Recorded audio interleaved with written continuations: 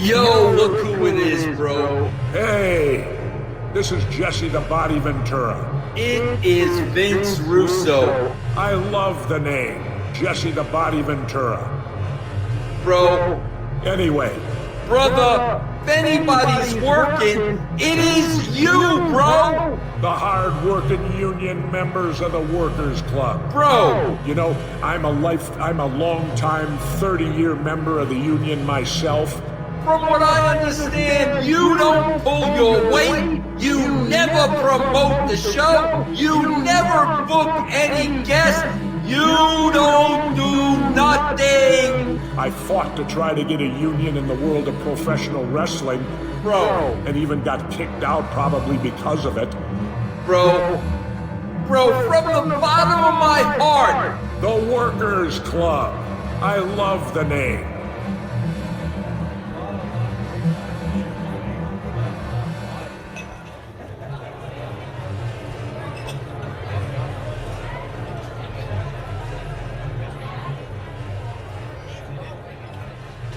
It's Workers Club 132. It's Larry, it's Gus, it's Wilson. There's no news. Nothing newsworthy happened with anybody we've ever covered. The closest I came to, look, grab bag right now. If you have anything to say about any of this, Jesse Ventura, it was reported, was quietly let go, released from his contract. No, it was for 1 year. They part, well. And they didn't ask him to come to the last one. Yes, yes. They've separated. And then the other one would be that Pete Dunne, this is Triple H related, Pete Dunne is being groomed to be his. This goes into my wrestling just perpetuates itself. No. What? Stop. See, you're not checking your sources. I'm not checking. I'm just looking at the headlines. The source for that was Ridge Holland. That's why when I read the story, I'm like, what the fuck does Ridge Holland know? When I read it, the headline, and didn't click any further. Look, I said it was not newsworthy. Wasn't bringing it. I'm just saying this was just stuff that fell to the floor that I was like, I don't Because care. they probably stuck Pete Dunne to produce the Ridge Holland matches exclusively because he fucking sucked. So Ridge has some inflated idea of what he does. My point was, though, would you say that Pete is every wrestling booker needs his stooges that go and tell, Pete Dunne, maybe he might be being groomed to be a Paul Levesque stooge. Is that fair? No, you don't snitch. You don't tell. That's right. Sorry. I mean, Gus, you disagree? He's got Sean. He's got... I'm sure there's others, but, maybe he's got, like, some third-tier generals that he... But Pete Dunne's never going to be, like, the guy in the inner circle. There's no fucking way. Unless he's a crazy I'd love if we had some real political figures back in the sport. Maybe Pete Dunne is the Siam politician that's been, like... Yeah. Road Dogg's looking over his shoulder. Honey, he's talking to his wife. Pete's kind of hovering these days. Afraid Paul might replace me. Pete wanted me to share the Excel file. Yeah. What does that mean? Pete Veterans Day, I served in Iraq. I'm a Road Dogg, Jesse. I love Paul Levesque looking back in the day, looking at Road Dogg, just his eyes rolling back in his head as he is just absolutely zooted out and going, you know what? That guy might be somebody I keep close to me. Maybe I put him in charge of something. Just high as a kite. They had a period where they were talking shit too. Him and Billy Gunn. Yeah. He did like a shoot interview talking all mad shit about old Paul Levesque, Michael Hickenbottom. You ever see that TNA clip? I don't know if I have. Where they were they part of the Voodoo Kin Mafia? Voodoo Kin Mafia, because VKM, like Vincent Kennedy McMahon, get it? Speaking of, Is that Russo? Is that a Russo idea? God damn. Did you watch JCW? Yeah. No, I haven't done anything yet. Oh, it aired his thing. Aired his first episode. His first episode was last Thursday. I thought it was closer to Thanksgiving. I guess I misread No, the press release. It started the tease. Although Okay. then I saw a clip where he's doing angles online already. I'm like, well, that doesn't make sense if it hasn't aired yet on TV. I'll say Well, this. it's the digital age. You know what? You'll go back. You'll find the video. It's fine. I have to apologize a little bit. I was a little bit like maybe in a Vince Russo induced delirium from just all what was happening. He was so prevalent, and I threatened to pick his book next. And then like a week passed, and I was like, I don't know. I was coming off the high a little bit of Vince, but I was like, I kind of still do want to do it. What I think I'm going to do next week is I'm going to put like 4 names in a hat, maybe this hat right here, and a little piece of paper. And and you guys can even submit a couple. I'm going to have Killer Cross in there. Oh my God. Vince Russo, fiction book, and maybe you guys Natty. throw in 2. Do we Natty. do? Okay, I'll put Natty. That's your, and then Gus, you got one. This is like a free pick for you too if he gets paid. I'm gonna just jumble it in. Just do something random off the top of my head here. Do you want to do some modern or A Scott Teal book. who's Scott Teal? I don't know. Death of the Territories, maybe? Fuck no, I'm done with historical books. No, now. we'll come back to Tim. I have that book somewhere, and I think I got through one chapter, and I was like, I'm not a territory guy. Why did I buy this? Sorry. You know what? Let's put Eric Bischoff in the hat. Let's get the counter. Okay. Oh. Okay. Oh. I'm gonna. Controversy creates cash. Okay. I thought Not the newer one? He's got a newer one? Yeah, Forgiven. Oh It's, shit. I think that's Wait what it's a called. minute. No, not Forgiven. Grateful. Oh, I was gonna say, should we do a back-to-back where it's Unforgiven and then Forgiven? Look up Grateful and see which one you think is better. The back cover looks dynamite. You want I to see the might. back? Let me show you this back We do cover. Eric Bischoff's latest and then go back to his and see where he was. Why is the autocomplete for Eric Bischoff on Amazon Funko Pop? If you own an Eric Bischoff Funko Pop, kill yourself. Look at this. Point blank. Point blank. Conrad Thompson, don't listen to this. I like that picture. Oh, that. Oh, up. yeah. Can we? Yeah, look at that. Wow, him and his wife. Oh my God, what an asshole. I'm so mad that when I posted that thing, that picture of him and his wife, and it says, this couple approaches you at the end of the bar. Hey, how you doing? Yes. You know what? I would rather do Controversy Creates Cash, though. This was like about his weird 2019 return where he showed up backstage and was like, what's my job? And they're like... I'll say this too. I crossed my mind. I was like, it says a lot about us that nobody has pitched nor thought I was like, maybe it's time finally. Chris Jericho's gonna be coming back home. Maybe we do a Chris Jericho book. I read the first one. I think maybe even his second one. I definitely read his first one when I was a younger man. Couldn't have a lower Q score with me. That's what I'm saying. It's not on our interest whatsoever. I'm curious. Like, what? He's coming back in the Saudi Rumble. Like, who gives a shit? Like, the whole thing's gonna suck. Well, the news was who's he gonna feud with? Who's a 50 fucking CM Punk. Ugh. Paul Levesque is absolutely booking those two together. Absolutely. They love fucking with him. They made him do the friendship bracelet feud for like a year, maybe more. They have him having the fake world title. They constantly cannot stop fucking with this guy. They gave him a main event on night 1, and then made him act like it was the real one. Well, it was a triple threat too. He didn't even. It's not even. Yeah, even I think Mick Foley has been like, it's a main event. It was a 4, which then Punk is on record being like, I saw Mick Foley finally main event. I was like, that's my dream. A McMahon in every corner. That's one of my saddest wrestling ones, where that was the pay-per-view where I had a bunch of friends over, And I was like, You had to explain Linda McMahon and why she's there. it was just, that was when they aired all day. You could buy the package that was like, for whatever reason, because it was 2000, you aired it all day. I did it. And and I watched all day, and they were there pretty much the whole day. One of my buddies was a musician. He started playing the guitar. I was like, shh, wrestling. Like, let's take this in seriously. I actually used the all-day thing as an excuse for my parents to drop me off at my buddy's house at noon, and then I went to the girlfriend's house for a couple hours.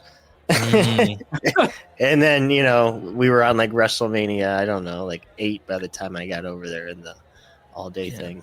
I like that Larry was over at girlfriend's, and I was just in the what would you call that? The basement den, where all the TV, the couches, the recliners, all that. I'm just like tented fingers with my friends that want to hang out and have fun, and I'm just like, no, this is serious. I need to watch it. And then to end with like with the first heel thing to go over, and it's just like wah wah. They kind of were like, that was when they're kind of, I think for them, there was like, I think I'm over the wrestling thing. I've been subjected. Other than that, do we have anybody have any like Vince Russo's blocked us. No, on Twitter? That blitz of his was a little too much. I mean, you were in his replies? No, because he hides most of his, or he restricts them. I think always he knows. a good sign. So when he's got an open one, you got to fire. You know what I mean? And he's on Twitter and he hides his replies, and that's the absolute freakazoids on there. The mutants on Twitter that would love his shit, and he's hiding replies. That's crazy. Matt Hardy as well. Matt Hardy. The fact that they what did you say about Matt Hardy that you think got you blocked? I think it was about the teeth. I think I'm like, your teeth look so great or something. I was being very sarcastic. Oh, you did one of those things that people claim that I do, where you you think you're being funny, aren't you? You're being complimentary. Yes.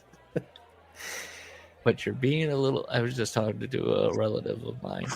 I was just like, he said something. It was about because hey, the holidays are upon us, and we're all going to be getting together with family. And somebody asked him like, "Oh, what's Rob's rep?" And he was something like, "He'll say something. He'll say something. It'll be a joke, quote unquote. It's all good natured. These guys can't take a rib. I'll say that. These guys can't take a rib. I know. Nobody's brought up Matt Hardy's teeth to him before. Not no one in person. His life cares no about one him in now. his life has ever said that. That's like the Vince Russo joke I always make. This man, or not, Tommy Dreamer. This man owns no mirrors. He doesn't see himself before he goes out in public. What's happening?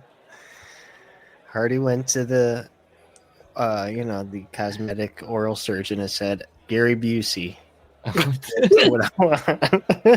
Gary Busey ordered these custom, but I want veneers, but the biggest set you got. I thought, because I was when would this have been? 2000? I don't know. Whenever the broken stuff was, I kind of thought the new teeth were like just part of the gimmick. Because I hadn't seen them in a while. When I say, "Oh, you guys are ugly," you guys we're not. Actually, I am better looking than Matt Hardy. So fuck you. So there you go. I would take that in a second. Take that contest. What? You would take that? Am I better looking than Matt Hardy? Yeah. Yeah. Look, Matt. It's fine. Everyone can have character. You have character. You could be like. You should be a character actor. In a movie. Another creative. Yeah. Hey, Cash Flow's doing well. I can't believe Edge got picked over me. I can believe it. And Edge is also, he's weird looking. He's sensitive about it. Where Ricky Starks made one comment about his eyes and it was over. One little comment. Out of the company. Yeah. That doesn't work for me, brother. Don't bring up that my eyes are fucking insanely large for my skull. What a business. Man, that was a brutal promo. They both were like just a couple of idiots out there. And What's great is that Danielson's just smiling ear to ear during that promo because he likes that kind of shit.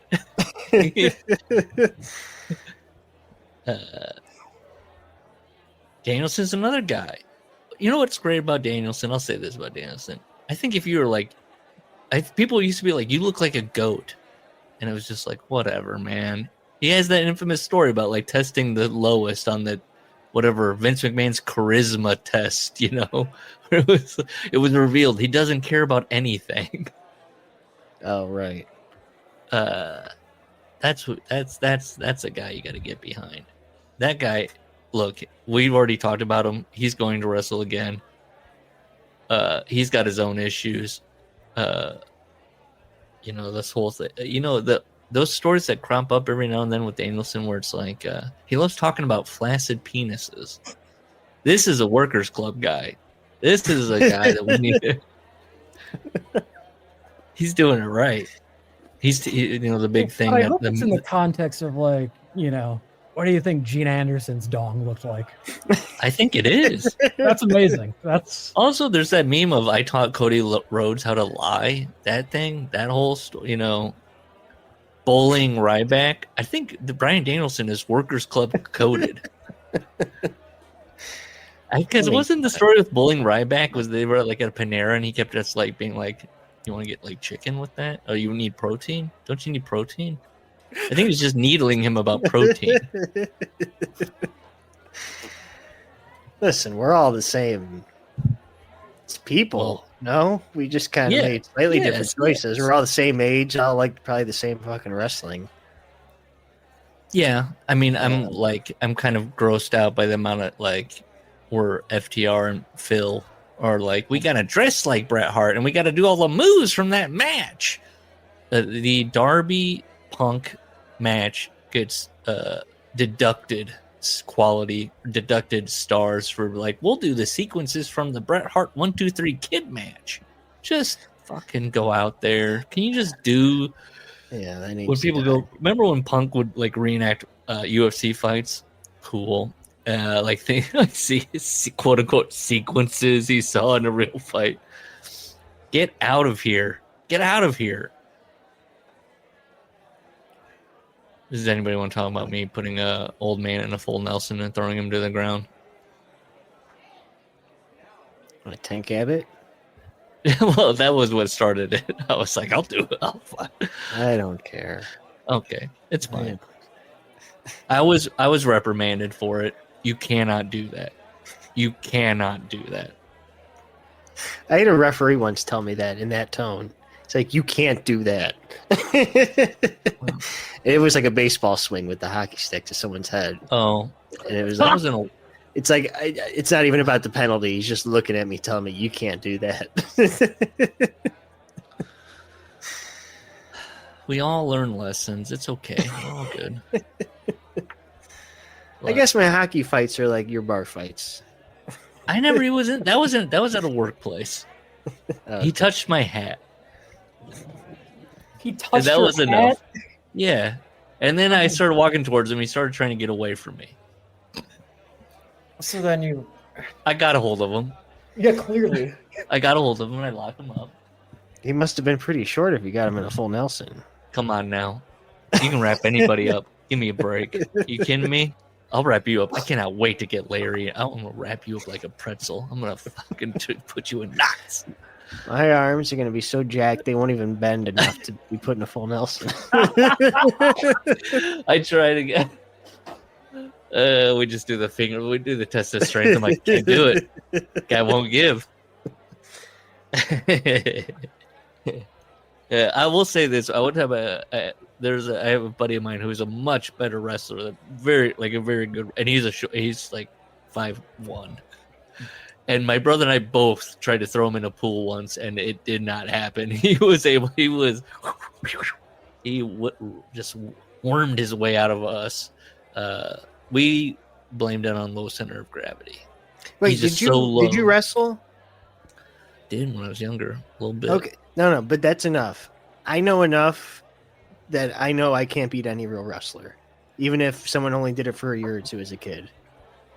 I've tried it. I mean, I don't know. I mean,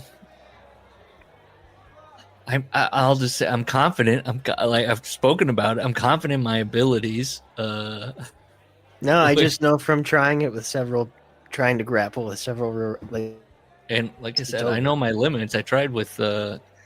I'm not going to dox this guy. I want to say his name so bad because I love the guy so much. A little Italian friend of mine. But man, yeah, he was. He's strong. He's good. Couldn't do it. Could not get him in that pool. He got me in that pool. He launched me. I'll say that. He's sturdy.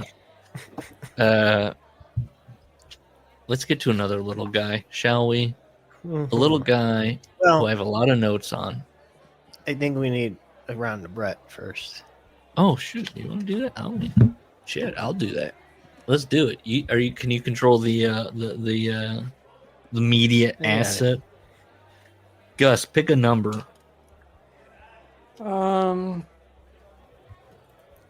Let's see. 102. 102. Ooh, it's a dog-eared page. That's because it's a Dynamite page. Wow. But I'll read after, because what we read was no matter how good he was, Dynamite suffered horribly from small man complex. Thanks, Brett. I'll read this. So Tom had Sandy. Everybody. Tom had Sandy over for dinner and spiked his hot chocolate with X-Lax. It's just a prank. He phoned Stu and told him that Tom had shoe flight him. Oh, I think this is talked about in our book. Possibly. Sandy Scott? I think so. I think he brings up the guy that says, I got blamed for something I didn't do. I think this is in the next little part we're reading. Tom was furious that Sandy had grassed on him. Told on him? Snitch, yeah. Have you ever heard grassed? I don't know. It makes sense contextually. I've never heard of it. 2 days later, when Sandy was getting into the van, Tom drilled him in the mouth. We're going to touch on this. Breaking his false teeth. Check this out. Brett contradicts himself. We're going to talk about it because the Rougeaus stuff is coming up. Later, Brett, I never picked this up. So in the book, Tom says, I fixed my teeth. Then later, Brett writes, he never fixed his teeth. And now he just wrote here earlier, breaking his false teeth. Breaking Sandy Scott's false teeth. I thought it said, when Sandy was getting, Tom drilled him in the... Oh, okay, sorry. Okay, you're right. Okay. Whew. I was like, I caught Brett. Call Dave Meltzer. Brett's still on top. Sandy blinked back tears. More hurt than angry. Sandy never got over being attacked by Tom.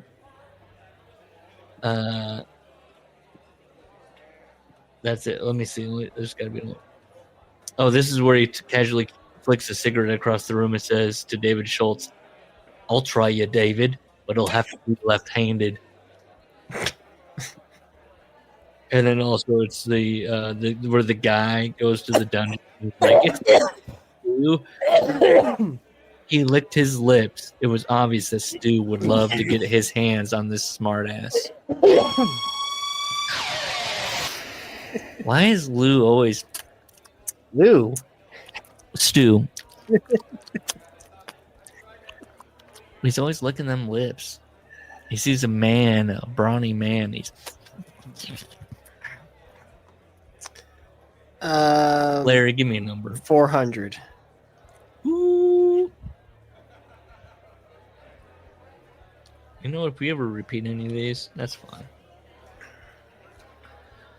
Vince was already advertising I'd be doing a live interview on Raw to announce whether I was staying or going. I assumed the whole contract thing would be sorted out in plenty of time, but it wasn't until the Friday before I was to make my appearance at Raw that I received a very controlling draft contract, which, once again, my lawyer said only an idiot would sign.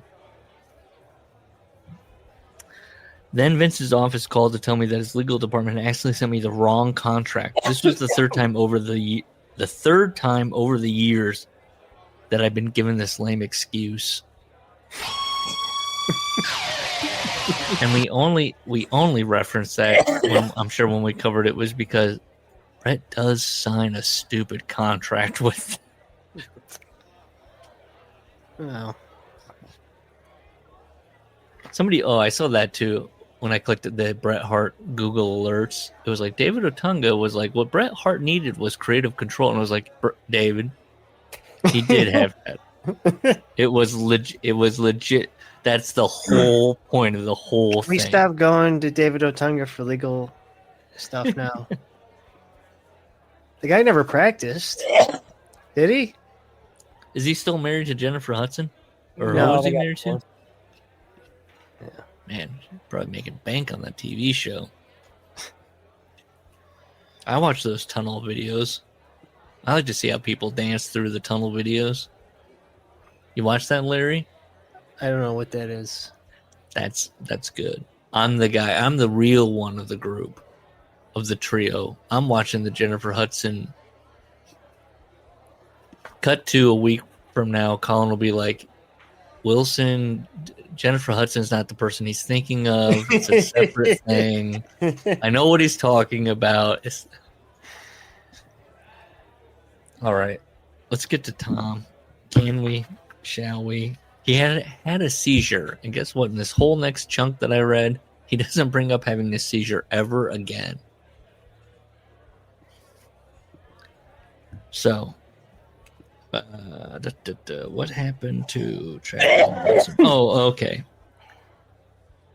He says, no, hold on. No. Sorry. That was my first seizure. Okay, chapter 12. He goes, okay, I had health troubles. I had a seizure. They weren't as bad as Harley Race's. Okay. He had some kind of stomach problem. They took a big chunk of his gut taken out. And he had a big, great scar on his belly. And I looked it up because I was like, what the fuck is he talking about? I don't fucking know. Harley Race had a hernia.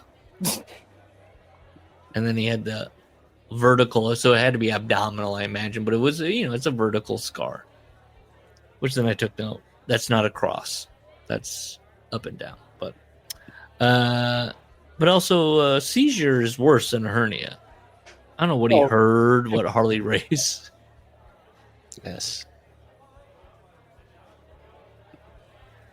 So he goes, but I know what it was like to be injured and not getting paid. Not knowing when you could wrestle again.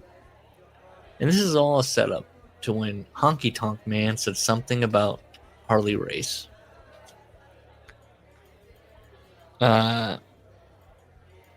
Dynamite, make sure to say Wayne Ferris. That was his real name.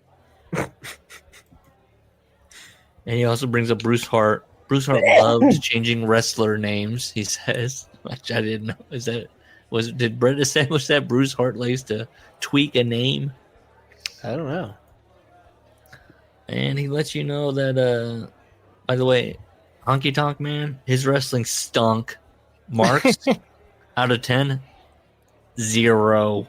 Wow. I mean, yeah, I couldn't tell you a fucking Honky Tonk match at all. Well, and I don't think a Dynamite Kid would work in Memphis. No. It's like the polar opposite. He's working like a Dynamite Kid in Memphis. Working Lawler, trying to snap suplex him. He's throwing, Bill Dundee's like, what That's you so fucking funny. doing, mate? so I love the idea of Jerry Lawler in Memphis and Dynamite Kid trying to do all this shit. Oh my god. And Jerry Lawler's like walking around, he's like doing his punches. in that shitty TV studio in front of like 250 people, maybe max. Like Jerry Lawler's talking circles around him, and the Dynamite Kid gets on the, gets his turn. He's like, I worked out. I know that. I'm coming here to win. I know that. And we'll see who's tough around these parts in Memphis. Who really is the king? I know a king. And he just is pot, and they're like, and more. Jerry Lawler's like doing his wind-up punches, like fist drops, and the Dynamite is just. He does. Jerry Lawler does a body slam. Jerry Lawler body slams Dynamite Kid, who then is. He'll come up and tiger suplexes. He's on double underhooking. He's bouncing off the ropes. So here's the story. Honky Tonk is waving his paycheck around while Harley King is out and going, I bet the king... Wait, what? How did it... I bet the king wishes he had my check now. So he hears about this. He says, who does he say? Randy Savage tells him about this. Okay. So Savage is a stooge. Yeah. And he tells Honky Tonk.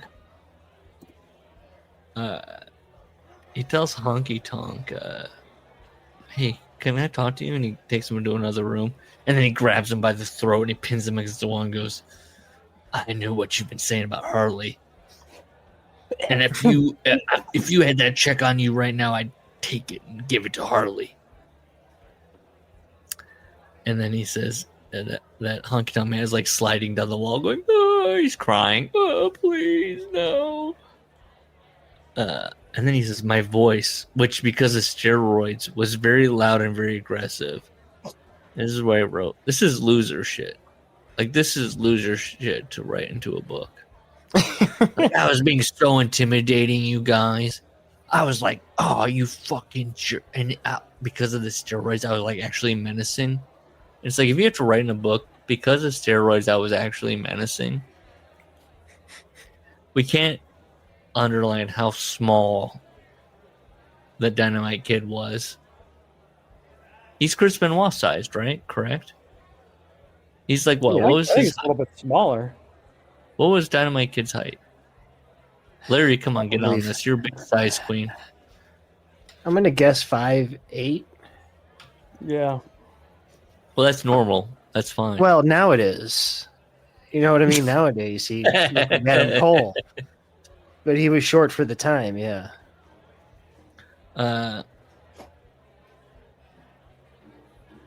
Don't you ever say anything about the kid again. And then he claims that everybody in the dressing room next to the bathroom was listening, and you could tell. It's like, what the fuck is this? What is this like? What does this do for a guy sitting in a wheelchair? We saw the picture. That guy. Picture that picture of him sitting in the wheelchair.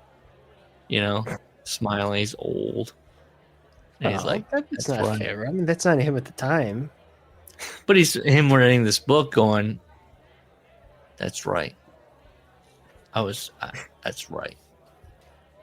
That's all he's got. He looked, Tommy, he said, Honky Tonk, Wayne Ferris looks at him. Tommy, I thought you or me were friends. The king's a friend. You're nothing but a piece of shit. Okay. So, he writes at one point, I'll be honest with you. And I said, please do. A sense of humor was the only thing Davey Boy Smith and myself had in common. Davey likes a good prank. He likes to spike a drink, possibly, allegedly. His wife's. Yeah, maybe. Then he writes, he essentially describes how the Bulldog matches were going, where he would sell, right? He makes the hot tag to Davey. Davey clears house.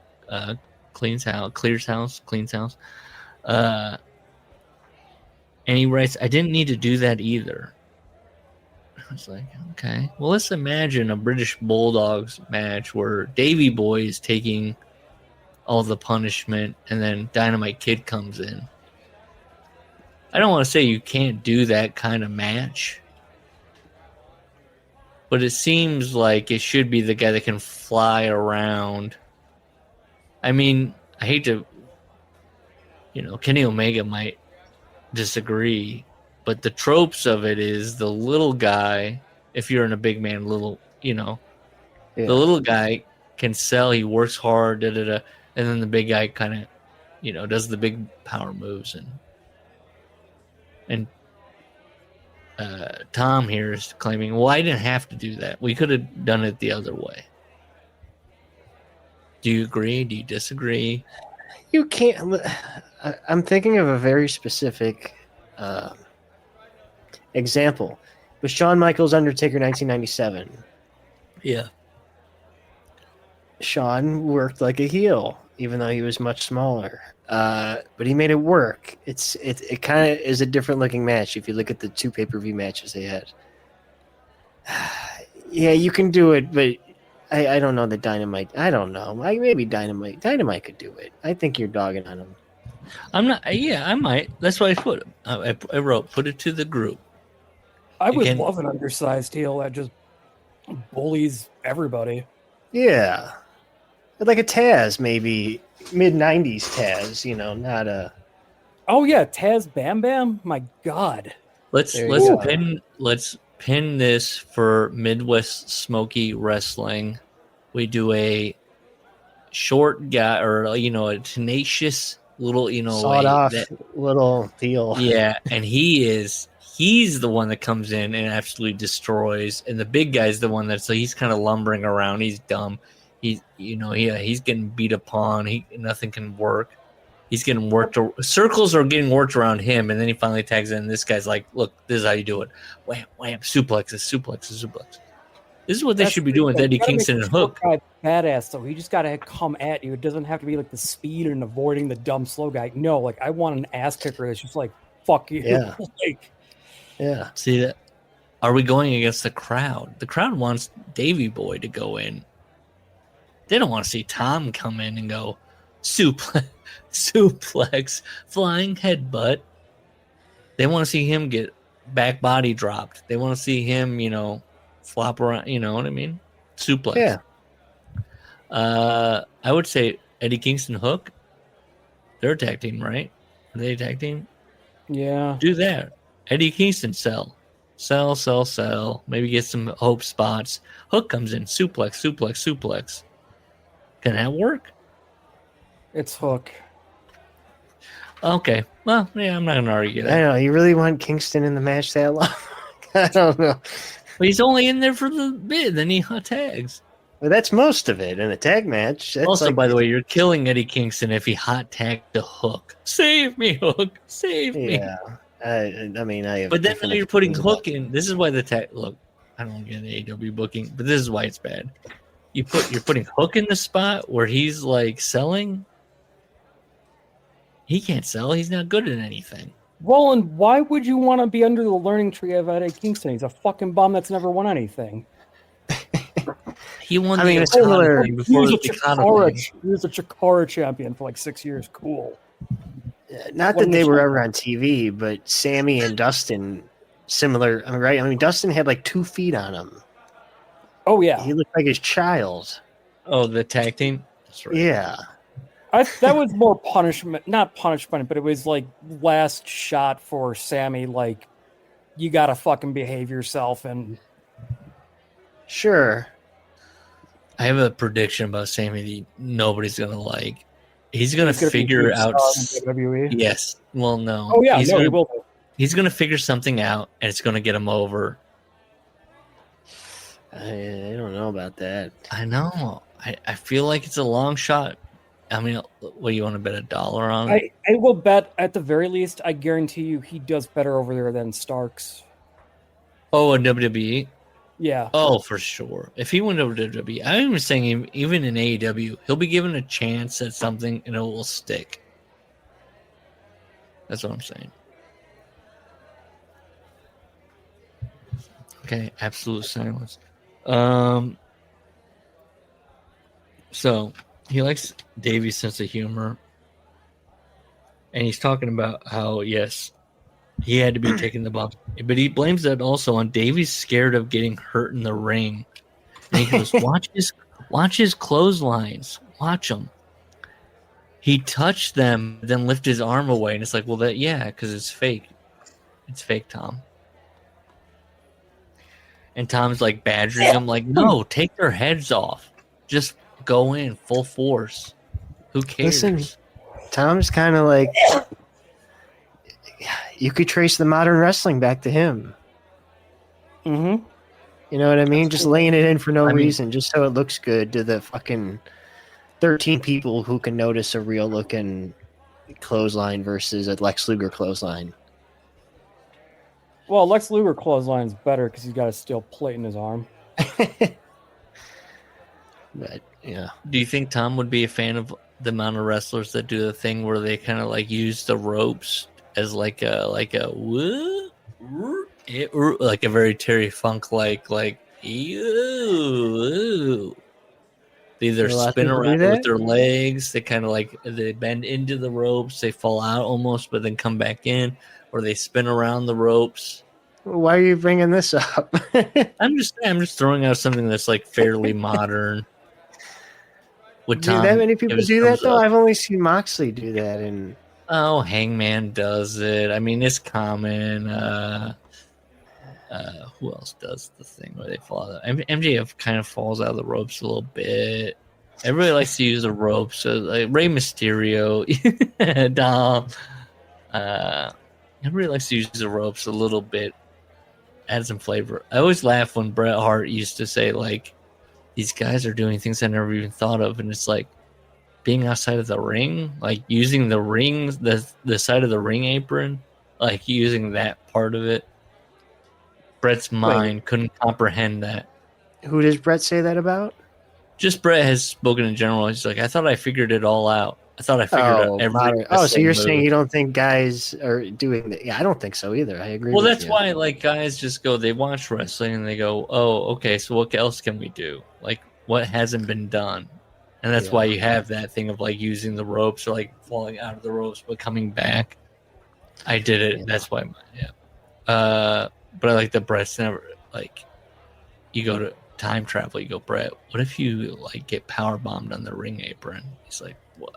His mind is broken apart. He's like, that's crazy. What?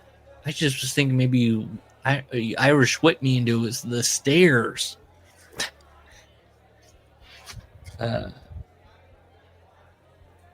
So what do we got here? Okay. This is Tom's big bulldog, like Davey Boy Smith kind of complaint chapter where all of a sudden he's like, it was all one way. I made him look good.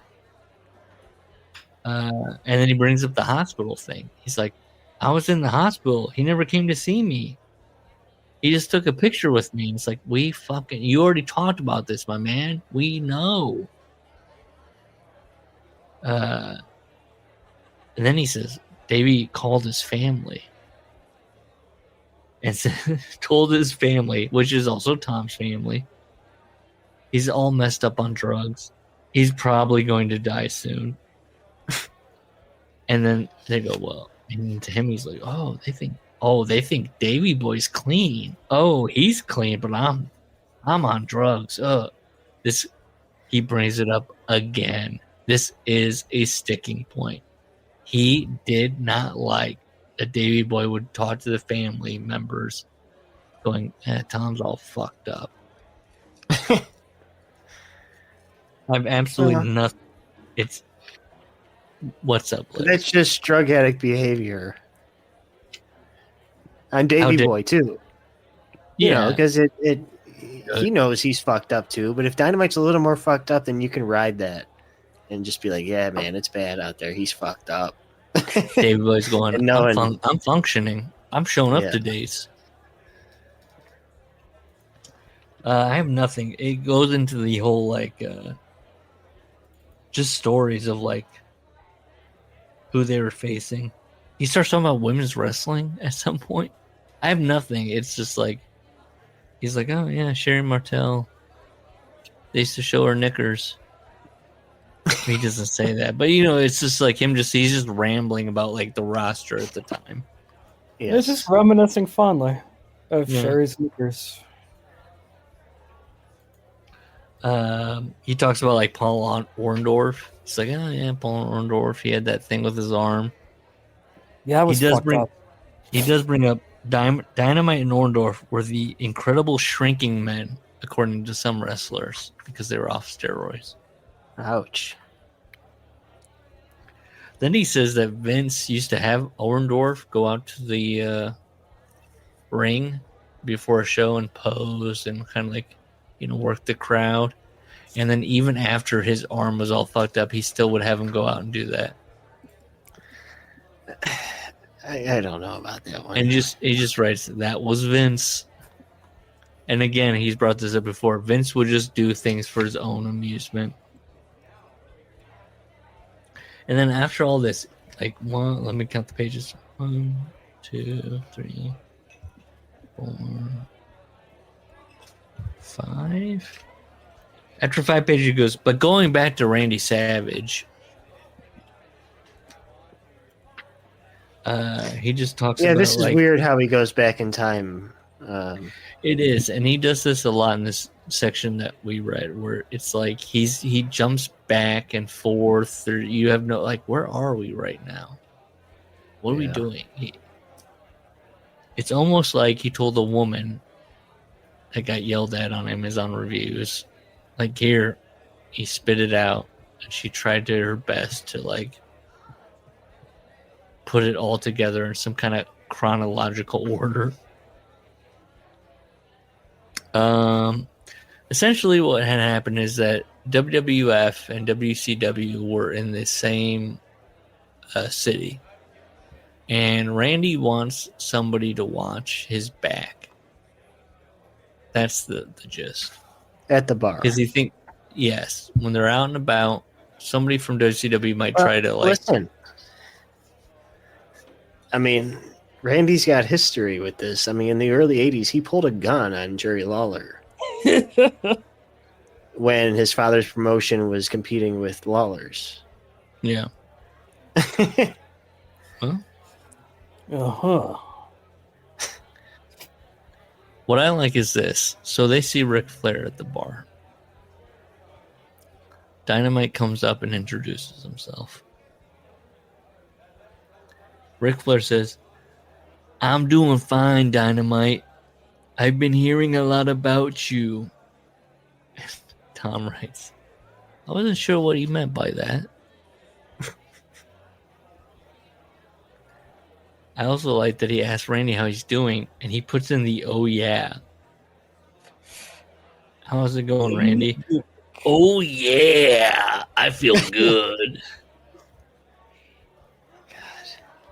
So Tom's like, well, go to bed. Because if you feel good, then maybe somebody's going to try to, like, do something, right? Well, I don't... He says it's so British, though, that I think we should point it out. So, Dynamite says, I said, quote, you feel good, don't you? If you start feeling too good, you might end up getting one. If you see what I mean. Yeah.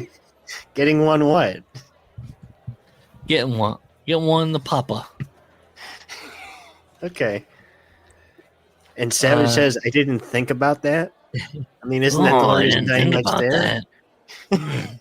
You're right. Then why go to the bar?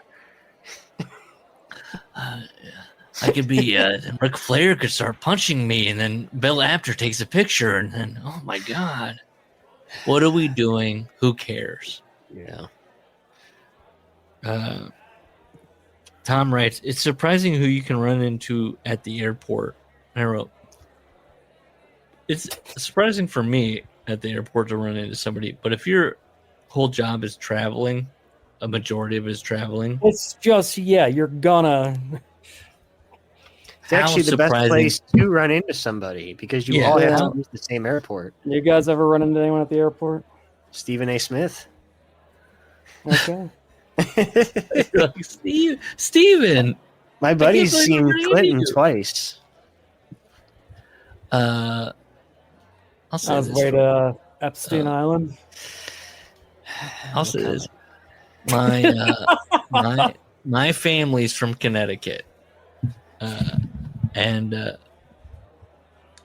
I was visiting family in Connecticut. I was a child. I was very wrestling coded at the time. You gotta stop it. That's your second coded of the day. Yeah, no, keep doing it. you're No, hanging no, out with no, no, kids no, too no, much. no, This no. is I'm for the doing it. youth. They're I'm doing pick it. up I'm trying on to get the something. youth. I'm trying to get the youth like Colin into the show. I'll Isn't say he like okay. a couple years younger than us? He's not that much. Yeah, no, he's so young. We were waiting for the car to pick us up, and I looked down, and there's a duffel bag. I don't know if I've told this story. And it's a WWF duffel bag, and I was like, "Oh shit, WWF duffel bag? That's fucking cool." I swear to God, this might have been a fever dream. It was Tito Santana, and I was just like gobsmacked. I was like, Where "What?" was And then this? they're like, "Cars here, Connecticut," Oh, okay. and I was just like gobsmacked. Hey, Tito, pal, gonna need you to come down to the office. I was just like, "What?" And they're like, "Cars here," and he just looked down at me. And I remember now as an adult, I'm like thinking, yeah, he had the thing of like, I just have like all my stuff is like just like shit I got for free. Like, of course, he has a WF branded like. Oh, sure, absolutely, Oh, I would of believe that. He just looked at me. I think he probably looked at me like, "Please don't say." And I was just like, "Oh my God, it's that guy." I didn't know it. Like, I couldn't put it together. I couldn't say like Tito Santana. I was just like, "Oh, this is like a wrestler." Yeah, I would be totally like I wouldn't freak out. I would be like, huh? Like it would take me 15 hours to compute that. Like I have that in my head. Now, did I create it? Possibly, but I don't think I did. I'm pretty sure I saw Tito Santana at an airport waiting for a car. I mean, at least if you're creating repressed memories that didn't happen, that's a lot cooler than what I think happened with me. I talked to my therapist and I'm like, why did I create Tito Santana wearing like Zubas essentially, like in a black t-shirt, again, a free t-shirt tucked into those Zubas with a duffel bag. Like I filled in all the details. He just looked at me. I looked at him. Tito's "Don't Call Me Chico" into the hat. I was just like, I've seen this guy. I knew who this guy. Okay, let's get to it. Here we go. He talks about the airport story is that he takes credit for like the bushwhackers. The bushwhackers see him at the airport, and then he's like, I'll talk to him. He claims that Pat Patterson asked for pictures, and he's like, you know who the fucking sheep herders are, or what are the fuck I they saw were? Pat You know, Patterson like, with his left arm on the kid's shoulder and his right. Sorry. Where was his right arm? He's like, don't ask them for pictures. That's fucking lame. Just fucking hire them. Which I don't know. Sorry. Do you believe that Pat Patterson and Vince wanted pictures of the... Correct? Am I right? The sheep herders? The fucking sheep herders they were like 40 years old already. They can't pick up a Pro Wrestling Illustrated. They can't pick up a Bill Apter mag. I don't know about this one. I know one of them's still alive. Let's do a Can we get them on? Can we get them cameo. on? Just send him a cameo and ask him, did Dynamite Kid get you your job? One of them's still alive. One of them's dead. One of the bushwhackers? Yeah. Yeah. Oh my God. I saw them in a baker's grocery store here, my hometown. Okay. And then my father, who took me there, was like, they were licking people in the line. Gross. Yeah. And he was like, do you want to get in line? I was like, I don't get licked. No. Who wants to get licked by the bushwhackers? They were licking people that would come up and get their autograph signed. Butch is dead. Oh, no. Luke lives. and he's got a Well, really bad Luke. Dodge. Let's get Luke on so I can be like, do you remember being in the Midwest and that Baker's? And you were like licking, and this was after How many children has that man licked? I mean, instead of licking people at a grocery store, they've licked so many people. Think about how many people they've licked. That's crazy. They're probably perverts, right? The bushwhackers. I mean, they're what? They're from New Zealand? Yes. Oh, you know what they say. They're like hobbits. All right, keep going. Go to Carrie and go. Cut that out. Go to your wife and say, "What if the bushwhackers were hobbits, licking Gandalf?" What was that?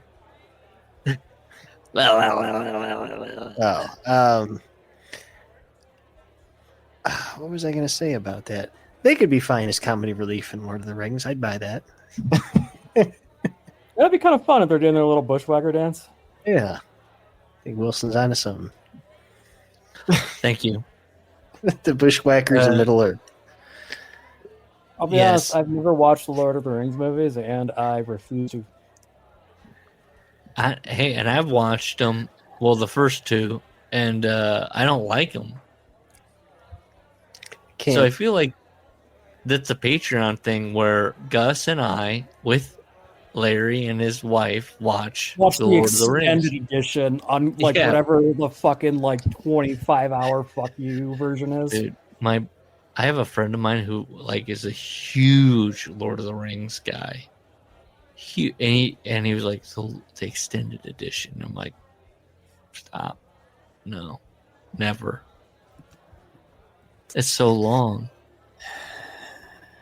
Larry, do you like it? Do you like it? I hate them. So you're with us? Yeah, of course I am. I can't tell you. I mean, I do I live with a lover of it. I do a bit where I interchange the Harry Potter names with the Lord of the Rings names, and I'm like, is that Dumbledore with Schmeagol? I can't retain anything when I watch them. I just zone out. So yeah, I tried reading the books in middle school, and I think I got through 100 pages, and I'm like, ugh. And I just went back to my Sports Illustrated for Kids and read about King Griffey Jr. What a cool motherfucker. Mm-hmm. Griffey Jr., yeah, he's in my top 10, I think. Of not baseball cards, because infamously his card never. Did you have that Upper Deck? You have the Upper Deck one? No, I never, because I always was reading it. It never goes up in any value. Well, none of those are all worth it. No, I know. I've looked at my baseball card collection. I'm like, okay, so this is worth $1.25. It's from 1986. Yeah, speaking of dirt rags, Beckett, what a fucking dirt rag. We're buying the Dr. baseball. Dr. what? Dr. James Beckett. That's the man. Oh. I don't even know if he's a real doctor. What is he a doctor of? Statistics. Did he go to school for that? You're talking about Bill James. He is a statistician. Oh, Look wow. at that. I just pulled that out of my ass. Well, that was I know baseball. Wow. I'm a baseball guy, despite the Bruins cap. I wonder if he was teaching when, because it says he became a member of the faculty at Bowling Green State University as a professor. Keep talking. I could have taken stats with Dr. James Beckett. oh man. But how it's so weird. How do you value face? That's How do you find the worth of that? How many feet on the ground at card shows to gauge worth? You know what I mean? yeah. To see the transactions actually taking place, not just what people are asking for a fucking Mike Piazza, Upper Deck, but knowing what it sells for. And then, right, like, does it really change from month to month that much? That all seems like bullshit to me. Yeah, exactly. And I think it was just a scam to get you to buy, because like I remember like I would religiously buy one every month and check to see what the movements were on my investments. Oh, yeah, absolutely. And sadly, I mean, they made that whole documentary about the guy and his baseball cards, but that's the only thing I've ever played the long game on is fucking baseball cards. I've got a box through every like fucking life crisis. We're talking about having to flee in the middle of the night, like what have I walked in on? Like, what happened? Just cards. Yeah. Okay. No, like my little baseball card stash has come with me everywhere, and it's like mostly comprised of like 1980s Topps cards. And that's all worthless. Yeah. Should we stop reading Dynamite's book? And I think in this closet I can find a baseball card collection possibly and just start flipping through and naming guys. I don't know. I might have to look into storage. It might not be here. I definitely have. You mean like my starting lineup, Hideo Nomo? Oh. No, I don't have action figures. What is that? What was Hideo Nomo's career? He had that sweet wind up, remember? Oh, God, do I remember? Yeah. He had just that one hot season for the Dodgers, 95, I think. And then he kind of was shitty. Does anybody remember? Hold on, let me look up. Maybe I want to make sure I get this name right. Daisuke Fukudome? No, is it Matsuzaka? Wasn't he on the Daisuke Matsuzaka? Oh yeah, yep. The Red Sox. He would only pitch well if he had the bases loaded. His ERA was like 5, but the bases loaded was like sub 1. He only locked in if the bases were loaded. It's like a Major League 2 problem when the catcher can't throw to the pitcher. Yeah. All right, Hideo Nomi. I got to. I watched one of his starts at the Kauffman Stadium, the Royals, and there's a gal. You hear the announcers like, "There's no smoking in this building." This gal, like a couple rows in front, is just like, who just I didn't realize ripping cigs. There's no smoking in this building. Just to be clear. Nothing I was gonna say. I'm glad I cut myself off. Oh, why? What about Nomo? Oh no, that was fine. Yeah, respectable career WAR of 21.8. Oh, okay. What did Daisuke have? Oh, how the hell do you spell it? Let's see, Dice DAI. DAI. Got it.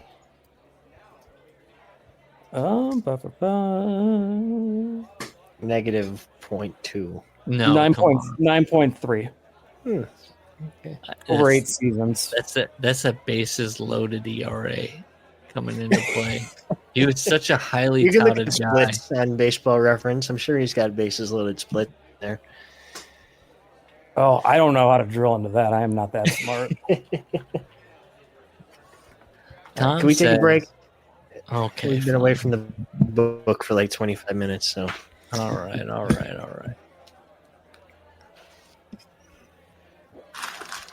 Hit us with it.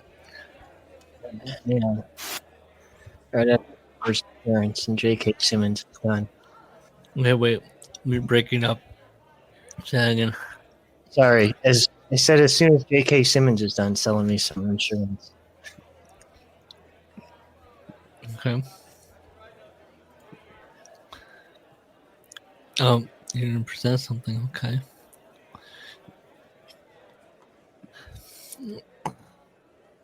Just fast forwarding.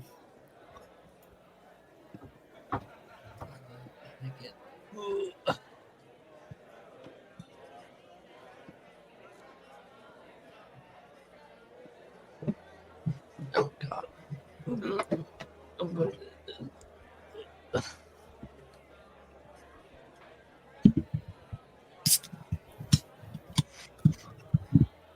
This is JCW.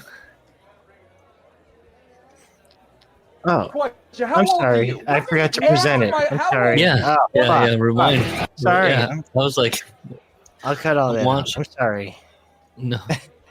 It used to, Gus? as soon as you shared, it would pop up Yeah. into it. Yeah, now you It got to doesn't say do that present. anymore. Yeah. I apologize. Okay. When you look at me, what is it that you see? What am I to you? Just another rest? Oh boy, that's a I don't rough think you guys spot to realize pause how on when you difficult say it what do is for you someone like see. me to be in this position.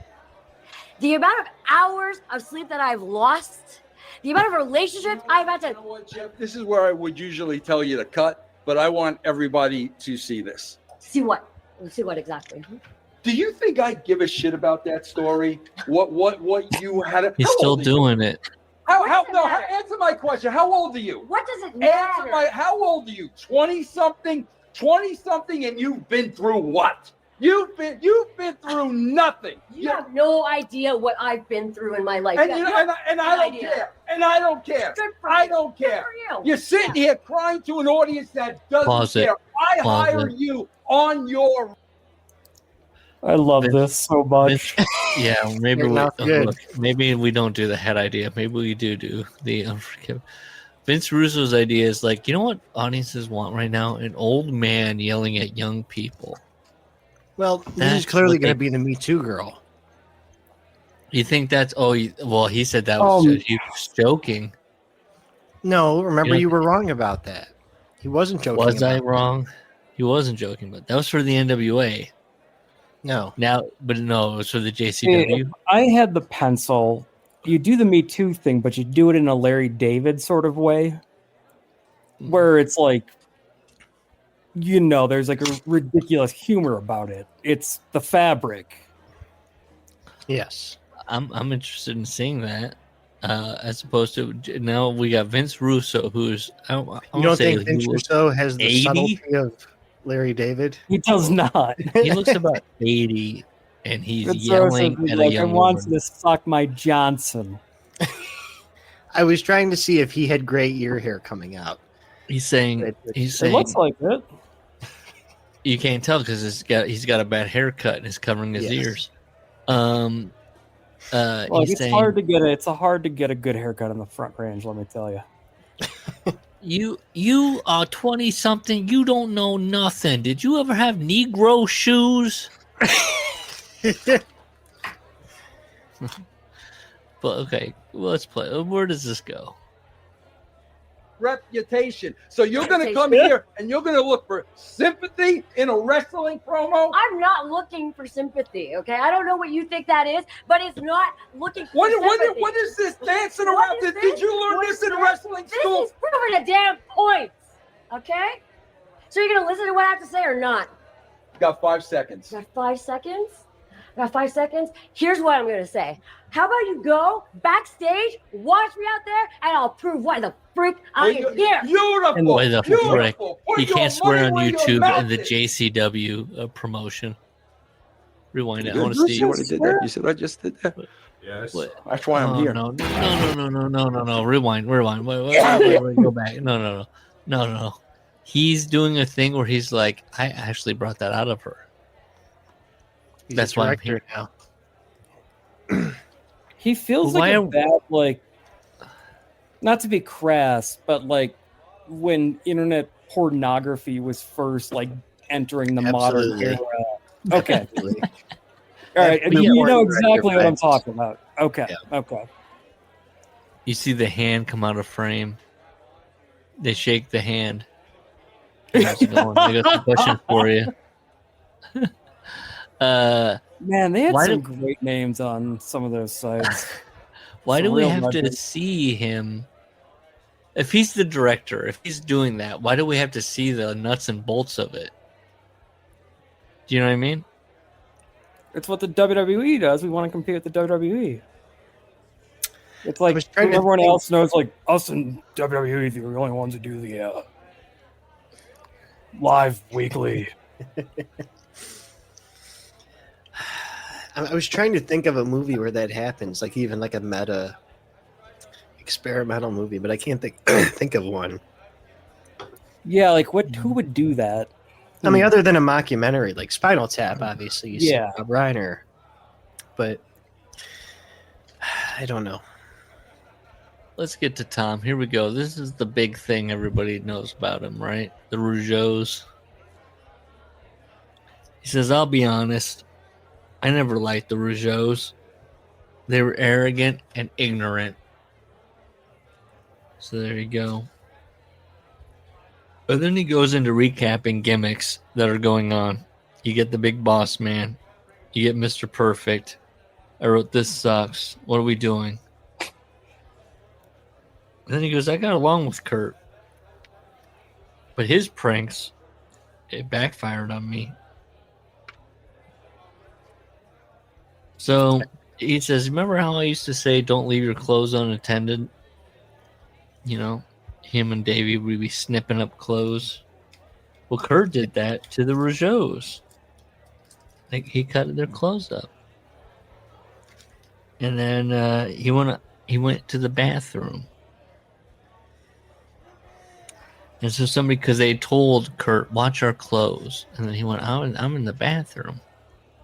Somebody must have also done it. Or as Tom puts it, they put 2 and 2 and together they made 5. So they figure it was the British Bulldogs because they're notorious for it, right? And my problem with this was, Tom, you did this to... He's like, I can't believe this had happened. And it's like, you did this to Mr. Fuji.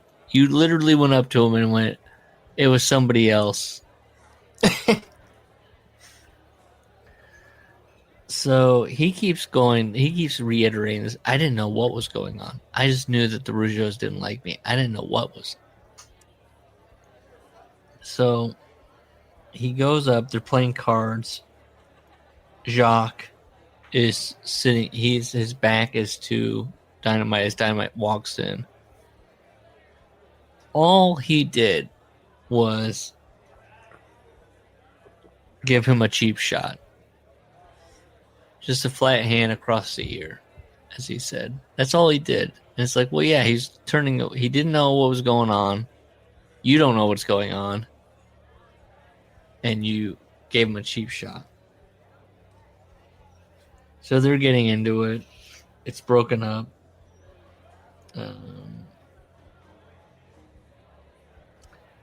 He says, oh, they'd gotten their clothes cut up. Well, that was no big deal because I've done it to a lot of wrestlers.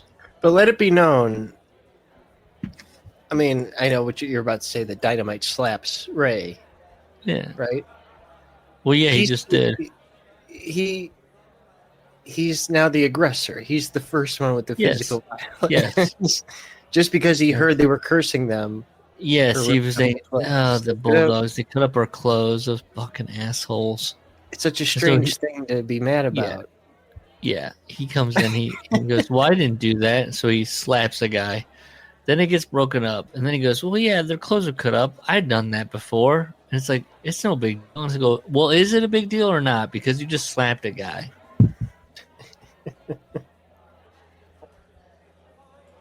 So he goes to a taping. And he says, something was weird. The Rougeaus were in the locker. They're, everyone's... You got to go up, you tape your promos, you go back. They were reading a book. They're just reading, keeping quiet. And he thought, that's odd. And then he has to stress that he was the last one out of catering. Davey went ahead of me. Got that? He grabs a cup of coffee. He lights a cigarette. He's walking back to the studio. He can see the Rougeaus and Pat Patterson talking. Rougeaus and Patterson. Jacques is against the wall. Raymond was on the other. Raymond's talking. Hello, Jacques. Hello, Raymond. Basically, what Tom is painting is a prison scene. He's going to try and walk through them. He sees Pat Patterson there. He thinks to himself, well, Pat's the foreman. They're not going to do anything with him there. This is his first mention of, the foreman, right? This is his first mention of, a guy that's in charge of the wrestlers is the foreman. I've never heard of anyone ever call him a foreman before. Tom comes from labor, so he. That's true. Yeah. Tom Who thinks is he's the doing foreman on construction. this show? It's like Pat Patterson's walking the catwalk. He's watching with the hard hat on, just yes, yeah. And nothing else. He's got his- Just a hard hat. Yeah. Well, because if Pat hadn't been there, he would have like avoided them or he would have like confronted them. But because Pat was there, he's thinking, okay, I'm fine. He's there to make sure nothing awry happens. So he walks through them. You know, he's got his coffee, his cigarette. And boom, Jock smashed me in the mouth with a knuckle duster. I heard the crunch as 4 teeth went there and then. And then he claims he doesn't go down. He's just like, I can't go down. This is like a prison. I can't go down. Pat's shouting, stop, stop.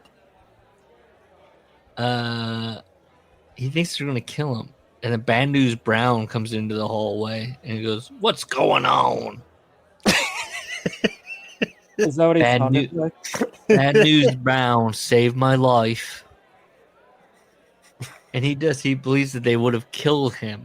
They believe that he would have been killed in this hallway. Patterson, no, I got to clean the bodies at the Rougeaus and It's like that. It's the Rougeaus and Pat Patterson. This is a Sopranos reference. Working a forklift. Pat Patterson's got a big stogie in his mouth as he's working the fork, like digging the not the forklift, a crane. You know, the digging machine. You know, that's him. And Tony's got the stogie, and he's like, "Let me do it. You're high." Okay. And of course, he claims the Rougeaus. They took off like sprinters, to be clear. This is that thing where Tom will like put British affectation on other people. Somebody was like, "Dynamite's been done." And then he was like, the Rougeaus probably left for the airport. Maybe even went back to Montreal. Maybe it was Outback Jack, and he would have said that. Yeah. Oi, Dynamite's been done. It was those damn Rougeaus. All right, now I've got a high theory, which is nice because I don't get those often anymore, which means I'm in a good spot. But what if like all just the weird like international roster of like gimmicks and like people from all over the world, like in the 80s to like 90s WWF? Yeah.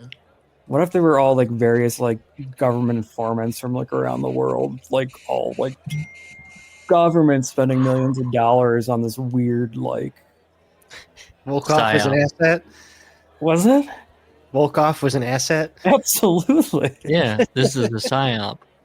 Yes. To nullify us. Outback Jack. What if we take a local person from every region and make them into some kind of dumb star, making these inbreds come to that the would show? explain Yahoo Serious. Hillbilly Jim, come on. Hillbilly Jim is still. He's still. What do they call the CIA's? What's the Do you remember Yahoo? Okay, there's like a nice term for them, but I don't know if I can use I have it. to address. Do you remember Yahoo Serious and Young Einstein? I never saw it, but Okay. my father was a big fan of it. It's one of my favorite MST3K jokes where Joel says, "And we as a nation, what happened to us as a nation? Where we stood up and said no to Yahoo Serious." That's one of my favorite. Anybody MST3K fan? No, just me. Not to that degree. Well, it's funny though because I have the exact same feeling of being proud of my culture that we said no to Carlos Mendoza. There you go. Mencia, Carlos Mencia. Sorry. You remember him? They tried to make him a thing. In that same monologue, Joel Hodgson says, "No, Dennis Leary, no cure for cancer? Come on." Nobody got behind that one. They like the asshole song. That's about it, right? Is that the one for No Cure for Cancer? Is when he does the asshole? I'm an asshole. Leo. Yeah, that's great. I don't have my camera on, but I'm doing the jerk off motion right For now. Dennis Leary. Yeah. Do you remember Rescue Me? Dennis Leary has such a weird filmography where he's like, he pops, like, why are we casting him? What is he bringing? He's in a Spider-Man movie. I don't know. He's like a mid-card talent. Like, you know what I mean? He can get the job done. He's professional. Yeah, and it costs, he's not the same amount as like, you know, a bigger tier. His Rescue Me was that like riding the wave of prestige TV where they were like, okay, we have a idea of a 9/11 guy. We can't get anybody good. What about Dennis Leary? Is this his turn? You don't want to talk about The Ref? No. With Kevin Spacey? Yeah. Yeah, I'll talk about it. Yeah, let's talk about Kevin Spacey movies. K-Pax. I'm saying it's a Dennis Leary movie. It is. It is. Oh, Mr. Peanut Butters.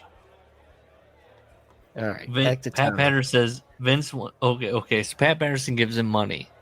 Tom Billington, he goes, "Go to the hospital. Tell him you were in an accident." Okay. That's why you take the insurance out on the rental car. Then he hears that Vince wants to see him. Vince says, and I have to believe this is true because he put in the goddamn. Goddamn. This is a quote. Goddamn, Tom. Can't believe you didn't go down. And then Tom says, no, I didn't. Then he says, I'm going to sort these two pricks out. No, don't do that. They might call somebody. Hey, the fucking Montreal Mafia is no fucking joke. That's right.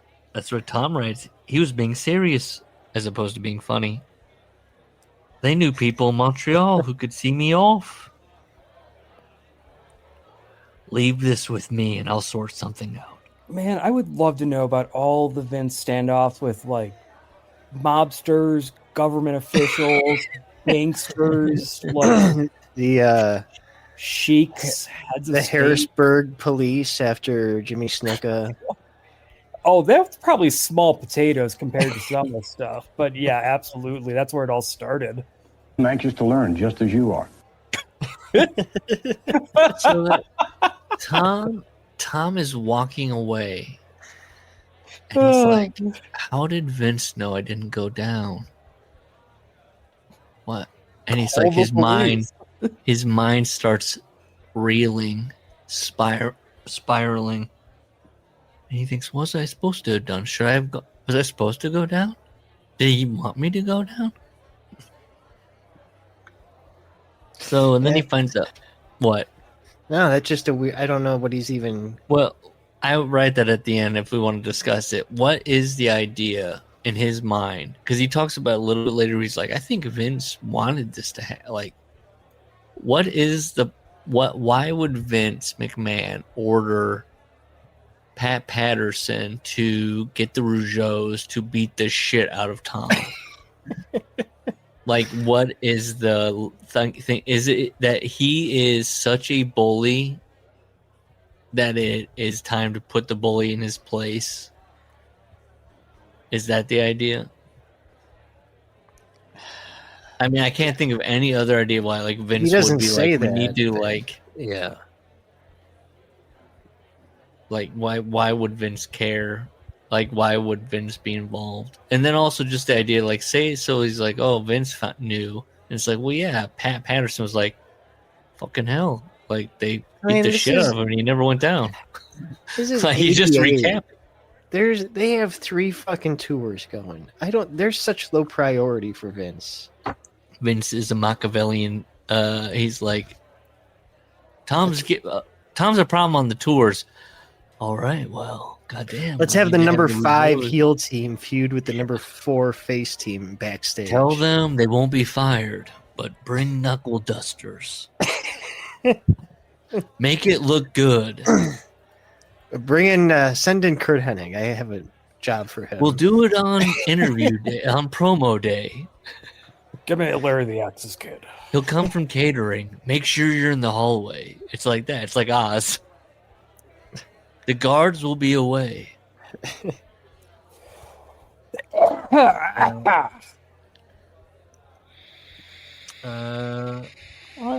So he calls his family in Goulburn, and guess what? Davey's already talked to him. And what did he say? What did Davey say? Only for me, the Rougeaus would have killed Tommy. Oh, remember, he said Davey wasn't even around. He said he saved him. So this went all around their hometown. Yeah, I mean, come on. Tommy got his ass kicked. Davey saved him. He was the hero. I was the piece of shit. He was clean. Now, no, next sentence, he's back to that. He was clean. I was on drugs. And probably going to die soon anyway. He's fucking that pissed him off. I wrote, Tom's so bitter about hearing about Davey Boy Smith very clearly said, Tom's going to die from all the drug use. And that irritated him to the point of writing in his book multiple times. Oh, I'm going to die. I'm writing this book. Not dead yet. He outlived Davey Boy. There you go. Oh, that had to have been a victory, I guess, roll around the dining room table. I was going to say victory lap, but it must have fucking done the thing where you can do like a wheelie in a wheelchair and like kicked up his legs and been like, I bet he loved it, right? Can I give you Diana's version of events? Sure. Before you give us of when Davey died? No, of this incident. Yeah, I don't have anything for Brett yet. Okay. Yeah. So she says she's going to digress, but the digress is good. Tom wandered off for coffee. Tom was on his way back. Jacques Rougeau. Jacques and his brother Raymond, or the Quebecers, asked Kurt Hennig to look after their bags while they were in the ring. Okay. But then she digresses and goes, Tom was noted for his mean practical jokes. Right. And Davey was often guilty by association. Tom would empty an entire can of shaving cream into the bag of anyone who happened to have left it open. That's funny. That is funny. Once he gave Sam Houston his cowboy hat on the way out to the ring and covered it with crazy glue. And when Sam yanked it off, a lot of his scalp and hair came with it. No, that's not how that works. You don't just press it and just immediately. I know that's a Diana. I know that's a Tom also got a big kick out of substituting Preparation H for toothpaste. I mean, that's fine. It's stupid, but I don't even know how you pull that off. You like wrap a piece of paper around it that says toothpaste. I know. How do you pick up a tube that says Preparation H and you go, hey, just my toothpaste here? That doesn't make sense. No, she'll say Davey's ribs were fairly innocent. One time he popped a baby mouse into the Ultimate Warrior's wrestling boot. It gave Warrior a little scare, but the mouse was unharmed. So I don't believe that. One, I don't believe that Davey Boy Smith can catch a mouse. Like a wild mouse. He catches it. He's like a mouse whisperer. He's like, boy, a little cheese here. Maybe it was Damien's dinner for the evening, and and then he just popped it into the Jim Hellwig's boot, and it survived. Just gave him a little scare. Okay, back to okay. So what she's claiming happened is that, knowing Tom would be blamed, he padlocked their bags to the ceiling pipes in the dressing room. Okay. And they had to look for bolt cutters to get their stuff back. Okay. So nothing would be even lost to the Rougeaus at that point, other than time and some irritation. This is why Vince orchestrated it. Yeah, so a few days later, Vince asked Tom to apologize to the Rougeaus about the padlocked bags. So Vince knew this as soon as the rib happened in this story. This is it. This is why. Tom refused and was furious about being unjustly blamed. He made a beeline for Jacques and confronted him. Jacques repeated the accusation. Tom sucker punched him in the jaw. Jacques' jaw shattered, leaving him unable to wrestle for a month. No. Now we got to do it. We have to do Diana's book at some point. It's just us going, no. That didn't. Okay, and then the knock the teeth out. She's got that right. And they left, but her post paragraph here is wonderful as well. Yes, it ends on the best sentence of the book. Tom Billington, after this, was on the road to self-destruction. One night in Calgary, he came down to the ring drunk out of his mind, his teeth missing, and his wrestling boots tied around his neck. He staggered up in front of the TV cameras, grabbed the microphone, and demanded to see Chris Benoit. "The time has come," he slurred, "but I don't know when."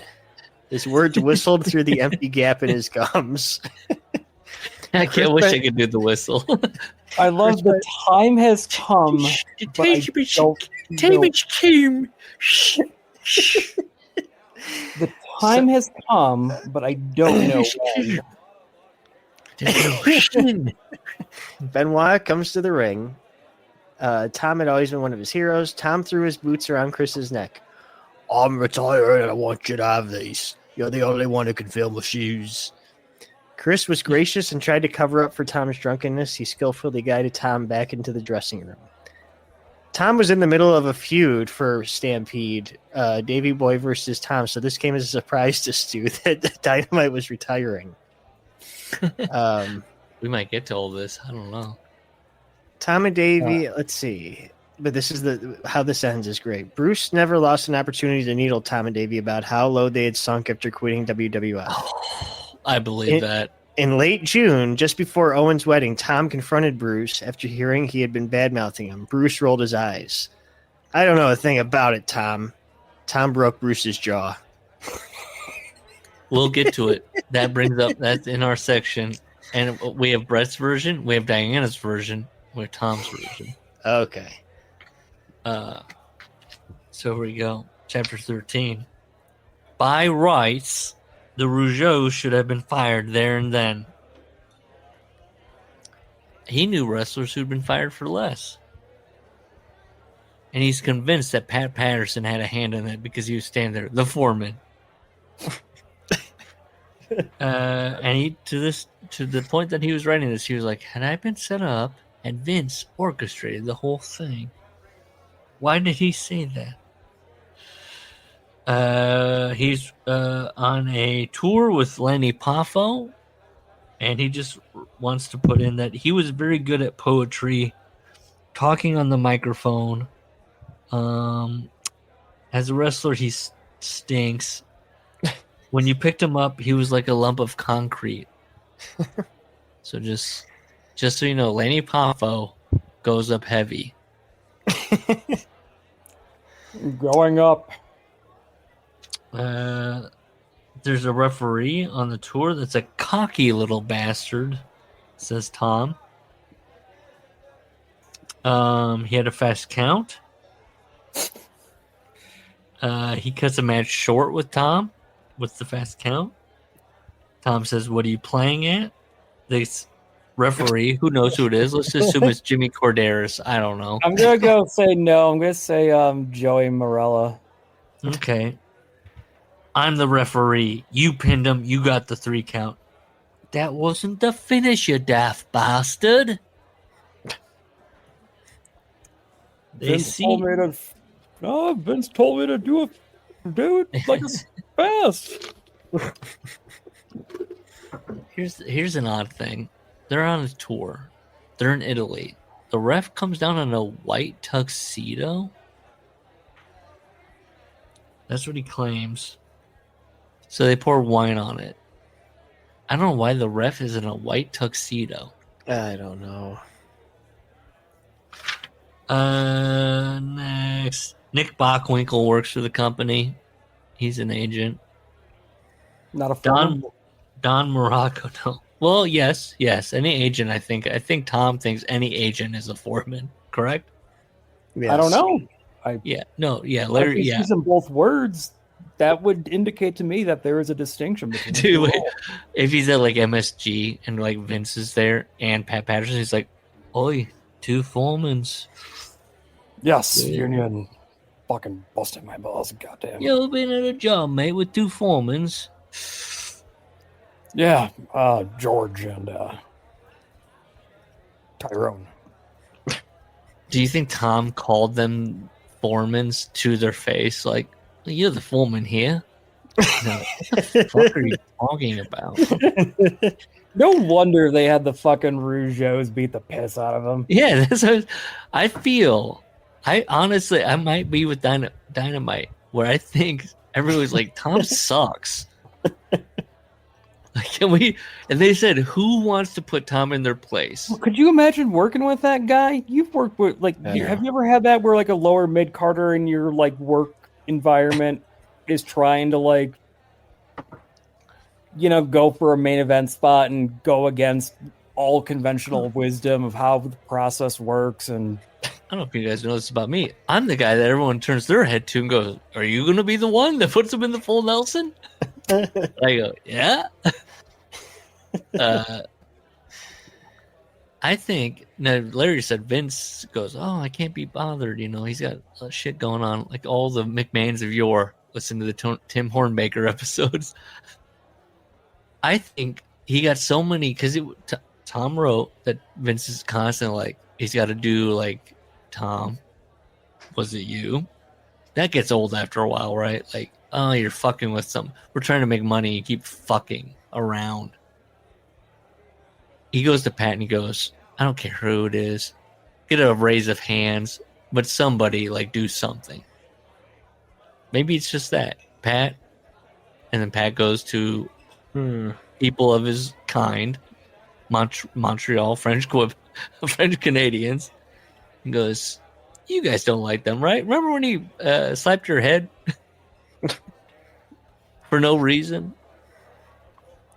And then, "Well, yeah, we're not going to get fired, right?" And goes, "No, you're not going to get fired."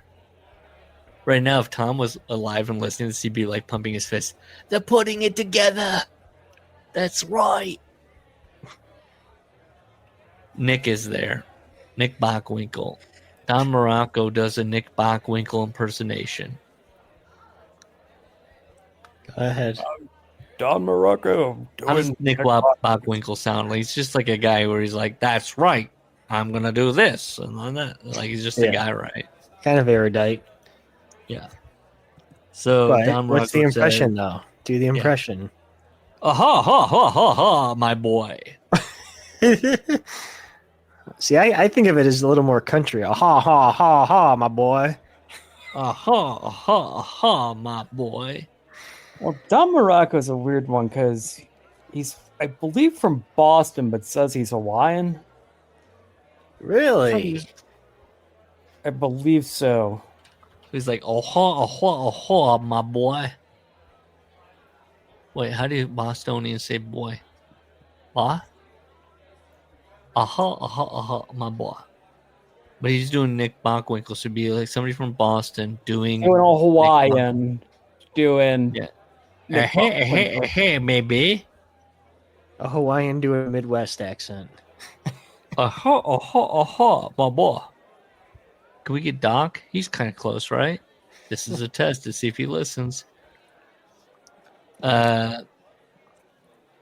So Bockwinkel doesn't. He hears this impersonation and doesn't say anything. Then he says there is some kind of. I wish. Could we find this? They're like a press conference where they have like the stars, and I guess Nick Bockwinkel is there for some reason. This is WWF. Yeah, I don't know what this is. They have some kind of press conference. Nick Bockwinkel flubs and says AWA instead of WWF.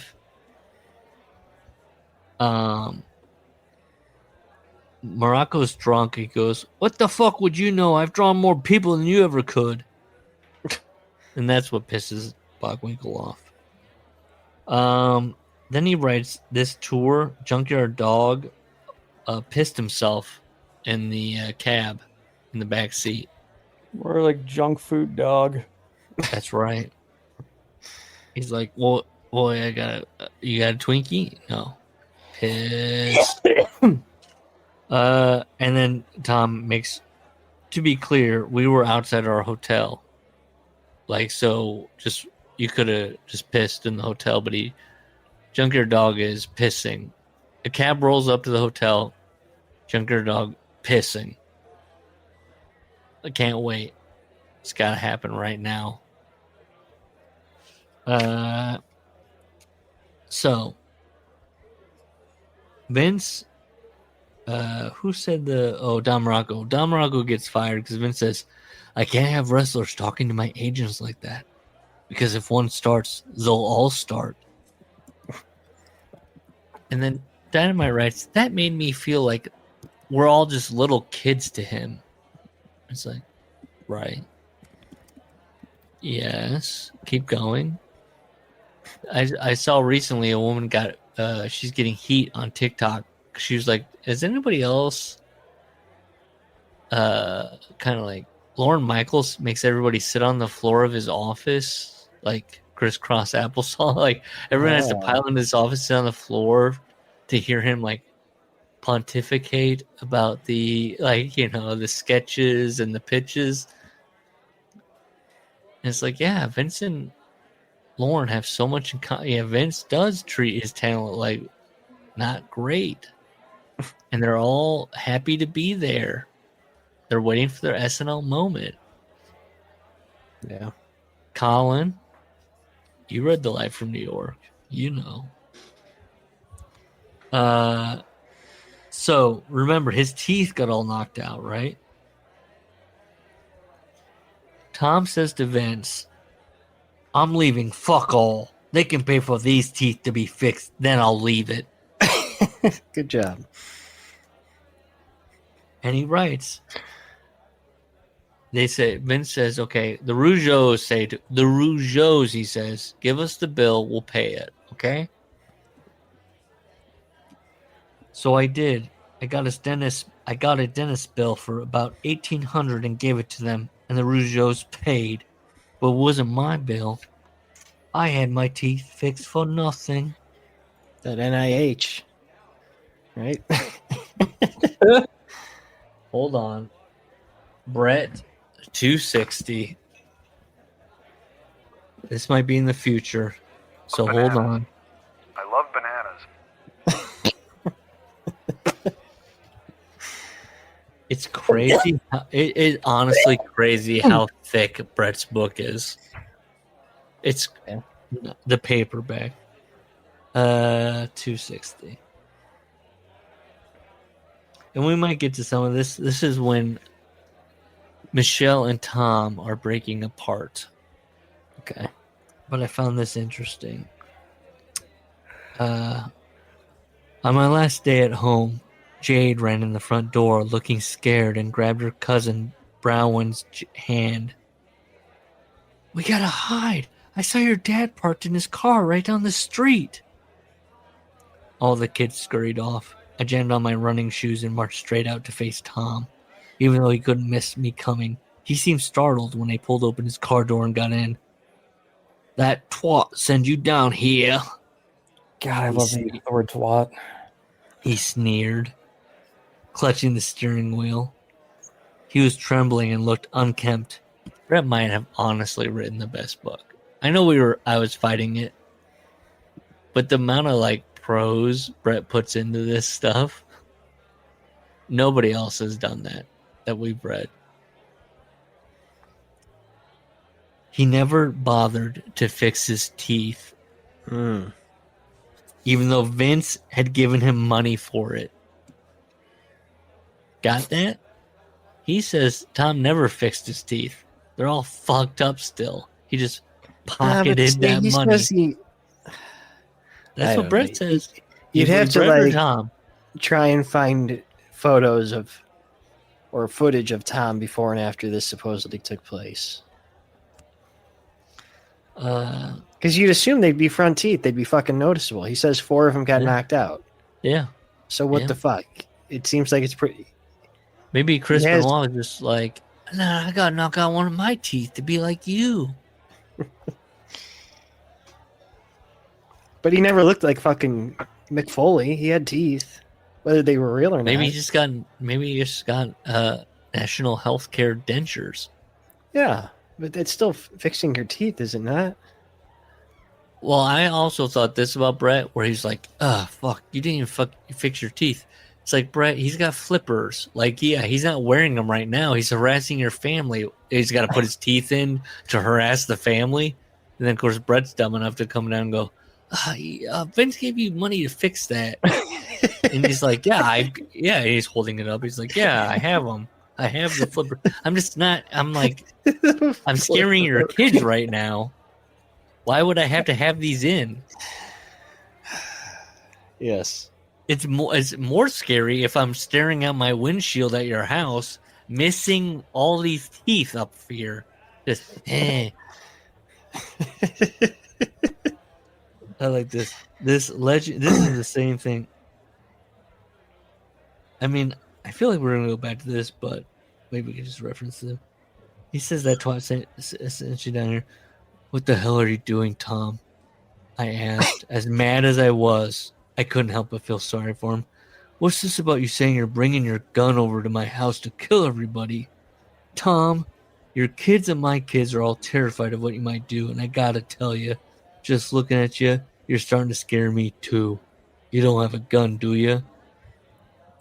If I saw something like that, I'd call the authorities. No.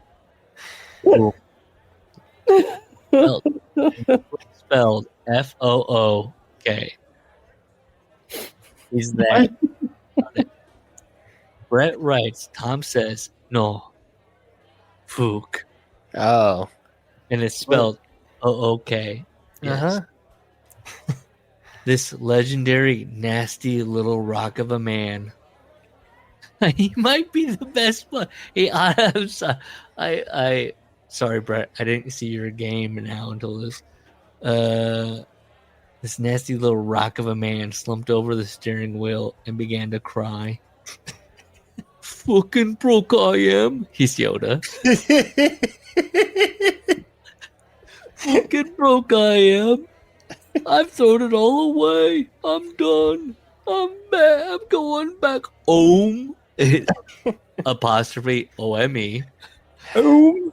I'm going back Go home. back home. Tears, I know we talked about this. Tears dripped off his chin helplessly. And I could tell he hated himself for being weak. But no, here's what he did. He says at one point, hold on. He was biting his top lip so as to angle the tears into his mouth. What? The fuck? The fuck? Wait, he's drinking. I don't know. Brett, why are you alluding that he's drinking his tears? Oh, fuck, it's so fucked up, man. Anyways. That's a poetic license. Fucking Brett. Okay. So, who knows what happened with those teeth? Let's see what I got. Nothing. Oh, I did like, okay, he's talking about Earthquake randomly. And he does the thing, he makes Earthquake, John Tenta, talk like him. He goes, hey, you were supposed to be running a promotion. Earthquake, this is the quote. Well, I'm Earthquake now. And then Tom writes, and he was? That's it. That's it. He said, well, I'm Earthquake now. And he was. There you go. Tully Blanchard. Tully, in my opinion, was full of shit. Uh-oh. He just leaves it at that. He never touches on it again. He's like, on? Good. Tully, full of shit. So, they need to go to Syracuse, and then they're going to go home from where they're wrestling. Chief J is handing out the plane tickets. And he says here, look, we paid all our travel, but plane tickets, those were always paid for. Until they're not. And that's because he doesn't get a plane ticket to Syracuse. They've got to drive to Syracuse to their plane then is flying home. And he asked Chief J, why didn't we get plane tickets? And Chief J goes, I don't know. Chief J is fucking useless. Well, Tom goes, I think he was telling the truth.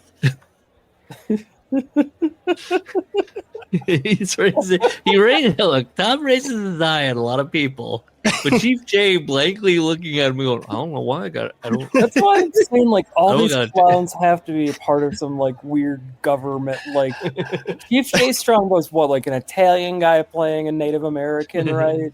Yes. Yeah, pretty much. Normal stuff. I don't know. I don't got nothing. I don't got the ticket. No tickets. Say your name. I believe you. I believe you. So there you go. Let's see. What does he say? He's talking about. He goes. So he's over. This is kind of. He goes. I'm over the WWF. We're gonna go back to Japan, and he just says credit to Davey. He didn't say jack shit, which has been the theme of Davey in every book. He just is staring blankly as you make decisions for him. He wrote, this is one sentence. He just went along with it.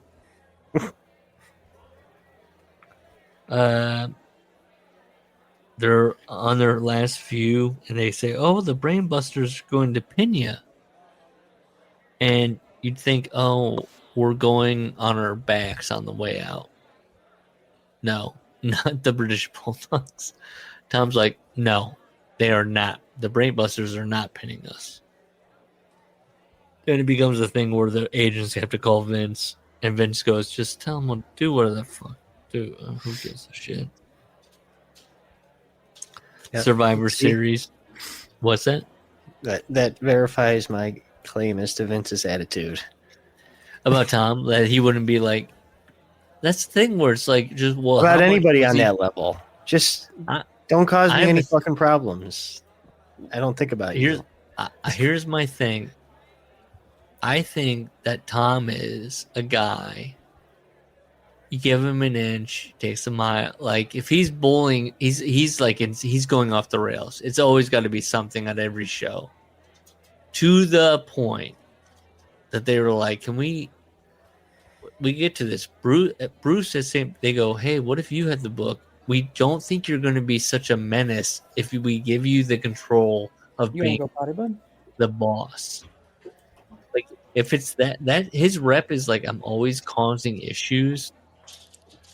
That's like that does eventually. Well, yeah, and a guy at that role, he can't afford to be a pain in the ass. You could fucking hire a fucking Tim Horner or like any other like schmuck that would just come and do the work and not be a pain in the ass. I think I might side with. I think I side with Tom. I want to beat the shit out of him now. The more we're talking about Vince, I want to fuck him up. Like he's just an annoying twat. This whole book is about him going, so I did some pranks. Why was everyone so mad? And then the minute somebody does something to him, he's like, I'll fucking kill you. Let's see. And if you're like a Mike Sharp, you don't want to be getting snap suplexed and like no. Who cares? You just want to. You're on the road 400 days a year. Like, you want to get home to your family if you got one. Like, well, I think that might be a note I make in the future. We'll get to it then, but I'll bring it up now. A lot of times in this book, you'll see Tom Billington say, "It's just a new person in his life," and his immediate reaction is, "Who the fuck does this guy think he is?"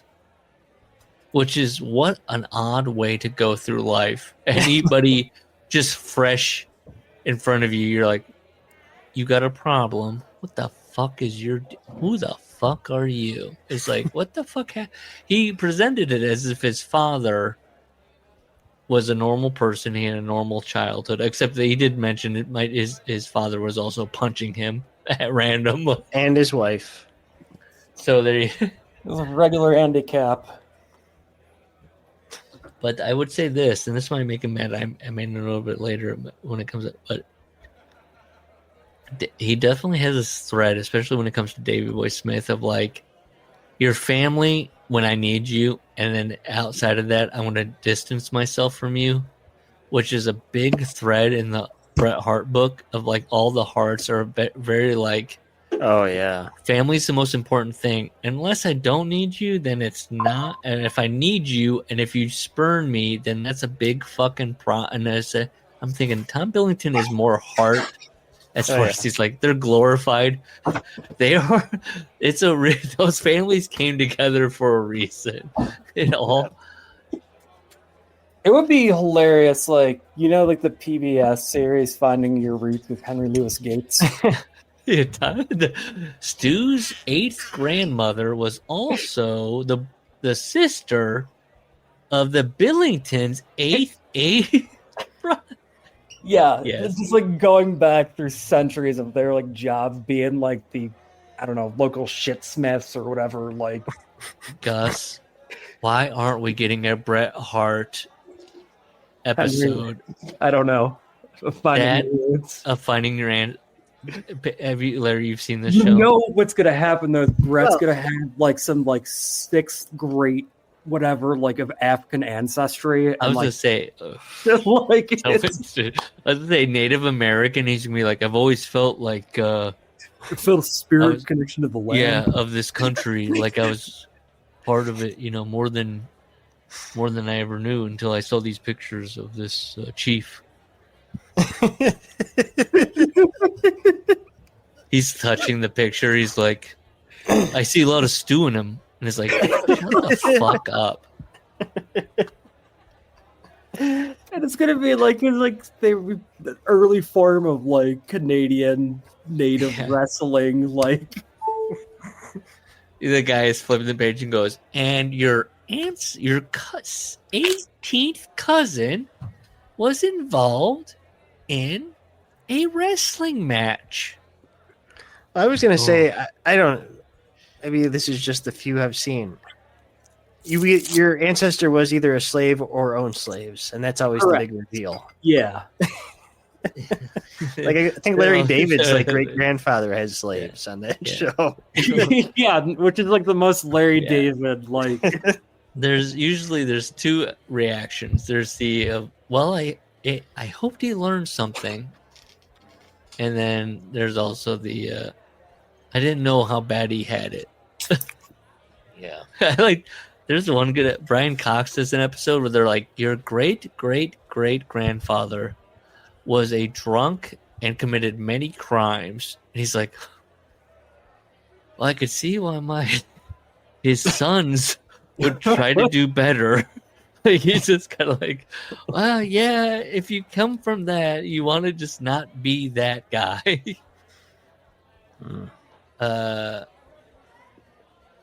I like Brett doing that. Yes, Brett doing.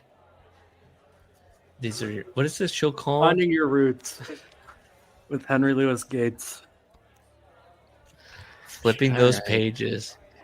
Okay, where's the book? Okay. Let's see. So he's doing okay. What is on with it? Okay, they're a Survivor Series. That's the date they got to meet.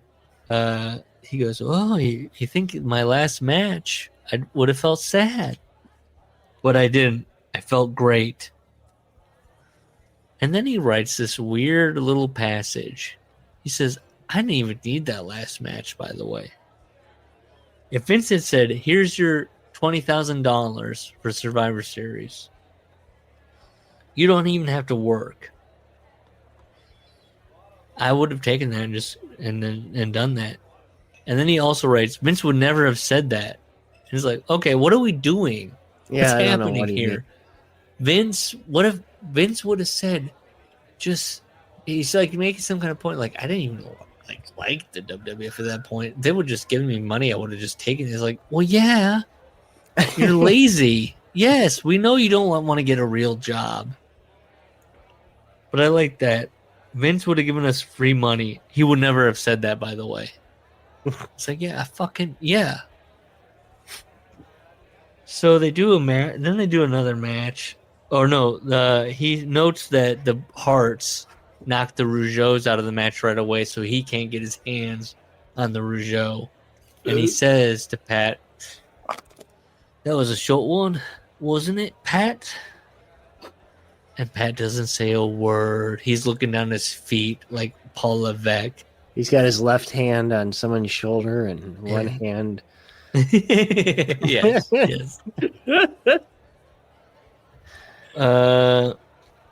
give the dog back to Vince. Matilda, she's still there. To And then he Vince? writes, Come on, there's no. I guess he hands the leash over to Vince and goes, "This is yours now." He writes, "I'll be honest, never really cared for her one way or another. There's more Davey's dog." You fucking monster. I mean, I do think Tom's a sociopath. He really doesn't have any human connections with anybody. No. What about the guy he helps with his yard that he wrote about or whatever the fuck? He's a guy that should have been a mailman. Well, he becomes our he becomes our Bukowski. British Bukowski. Oh my god, I can't imagine.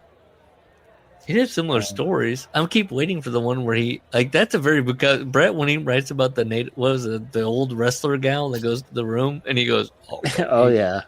Yeah, that's Bukowski. That's a Bukowski story. Yeah. Oh, and that's right. That's Dynamite that does it. Yeah, that's right. Yeah. Oh my god, I lost my place. Okay.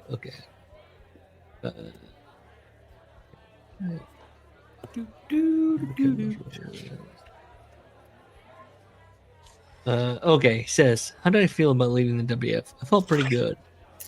His back is sore, but that's constant, so he ignores it. More or less permanent," he says. He goes back to a time in '86 when they were tag team champions, and they were working all the time. He says they were working 13 weeks without a break. Okay, and so they were having what four shows a week? You think 4 shows? Yeah, how many shows do you think they're having a week? At how many shows? 6 shows in 7 days.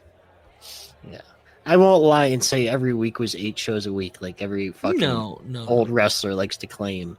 Yeah, but it probably averages out to 6. Yeah, so 5.5. We want to be pedantic. 6 shows a week for 13 weeks, 7 days, and then they're not all what they're like 2 shows, and right? Is that like Monday, Tuesday, no, they Wednesday? Had famously stupid, like it didn't make sense logistically. Travel schedule back then, they would just cross the country for no reason every day. I just want to ask you guys: can you imagine working 13 weeks in a row? Hours on your feet. Could you imagine that? With no break. And then 13 weeks. Well, you're actually working 12 minutes a day, though. Well, I know. You're falling down. You're falling down for 12 minutes, and then you're also high all the other time. You're drunk and high every other. But I'll say this one 12-minute segment. You're sober. I'm doing hand signals. But other than that, you're high. Can you imagine doing that? Could you imagine that? Are you being funny? I'm being funny. He asked Pat Patterson, he's like, "Oh, when's our break? Oh, Foreman, my back is hurting. It's been 13 weeks without a break." You're the champions. What do you expect? So he goes back home to Michelle. He writes, "Funnily enough," she's not being funny. Or she is being funny. "Michelle didn't seem to think it was such a great idea having me back home." So he's home now. She kept begging and pleading and begging and pleading. "You got to go back. You can't stay at home all the time." So he seems like a peach. Yeah. And he explains, I'm going, what was the problem, right? What's going on? Well, for the last 4 years, she got used to having her freedom. Living her own life. I was like, what? What the fuck? Freedom? Like to use those words. She got used to having a say around these parts. Going out to nightclubs, restaurants. Now I was back. I think she could see that it was all going to change. What's happening? He's going back home. Yeah, he's an idiot. He's disrupting everything. He's like, right, make me bangers and mash. She's like, oh, I don't. The kids don't like bangers and mash. That's changed now, dear. I'm home now. And I'm going to be... He did that thing. I'll be home a lot more. Things are going to change around here. Vince had given the business back to Stu. Which, remember Brett's take of it? Like, what the fuck is happening? What the fuck?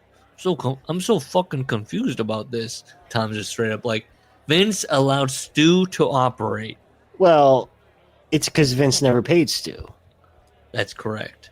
Yeah. And so then Stu was probably like, sir, could you just at least let me I can't pay the bills. Could you let me operate a little bit? Sure. Tell Pete Dunne to tell him sure.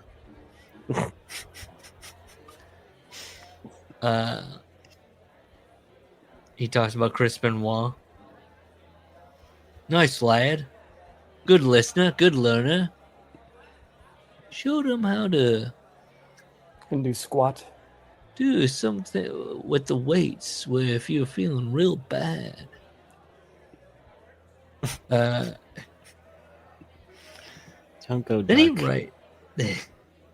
Hold on.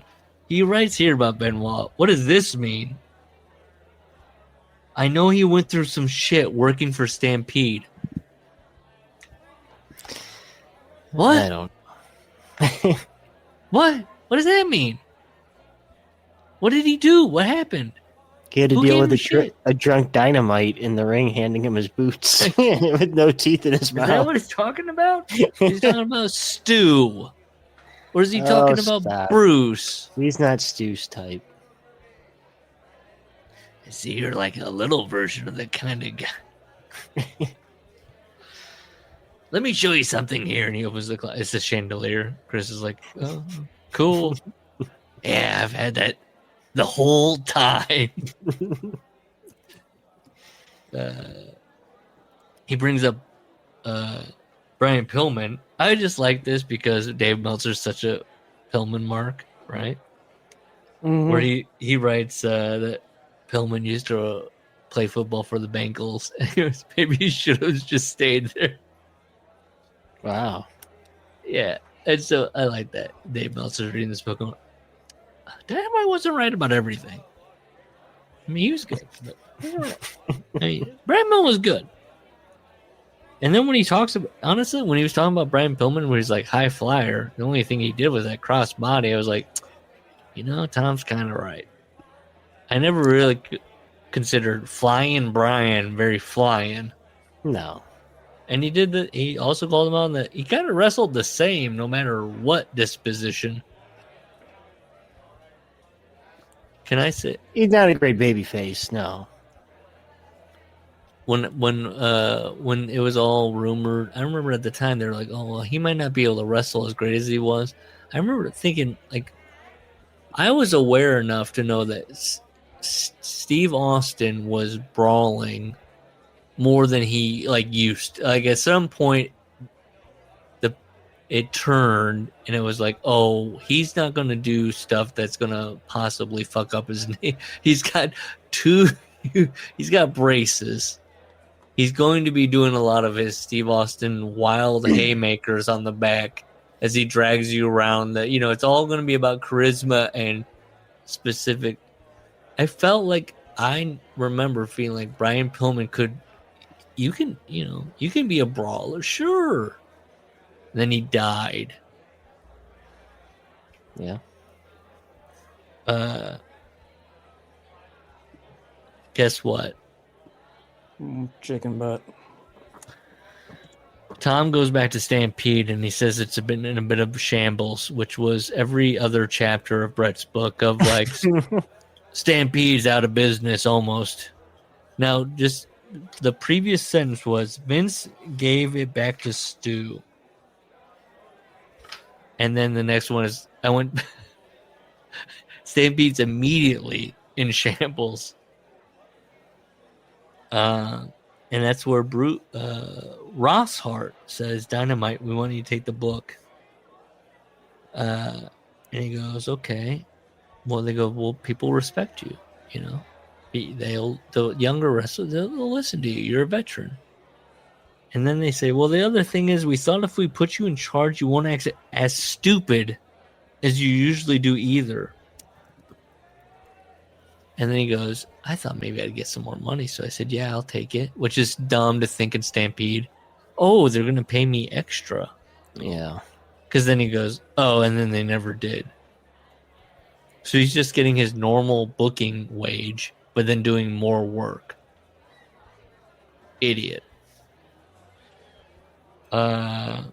Bruce wanted to carry on running the promotion his way. But he had been coming up with some stupid ideas. Ball shots. I wrote that. Not shots. That's not stupid. That's just we will one day do Bruce Hart's book, and it has to be pages of being like, and that's why that's a good idea. It has to be the counterpoint to all this. This is the second book now we've done where we're like, Bruce Hart sucks. He has no good ideas. He liked to go overboard, throwing fire in people's faces, having wrestlers spraying stuff in each other's eyes. That's where I wrote nut shots. That was Bruce. So there's a match happening. He considers himself in charge. This is the advice of Dynamite. Just go in there, beat the man with whoever you want to beat him with. Have a good match. You don't need any fire throwing. You don't need to be kicked in the balls. He knows Bruce is thinking. No talcum powder. Just make him look good before you beat him. And I was like, these are all fair things to say. Put Dynamite in charge of all wrestling right now. No pranks. You say no pranks, Dynamite.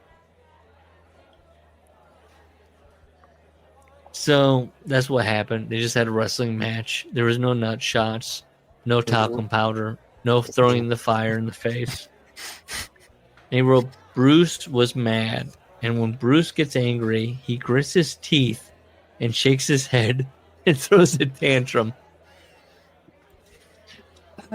He's hulking out. And then he moves on. I mean, he also, I guess Dynamite does say, no one wants to see, he talks about Bruce's kind of wrestling. No one wants to see that shite. Bastion Booger is there. He loves the guy, but he says marks out of 10, give him a 2. He's giving Bastion Booger a higher rating than Honky?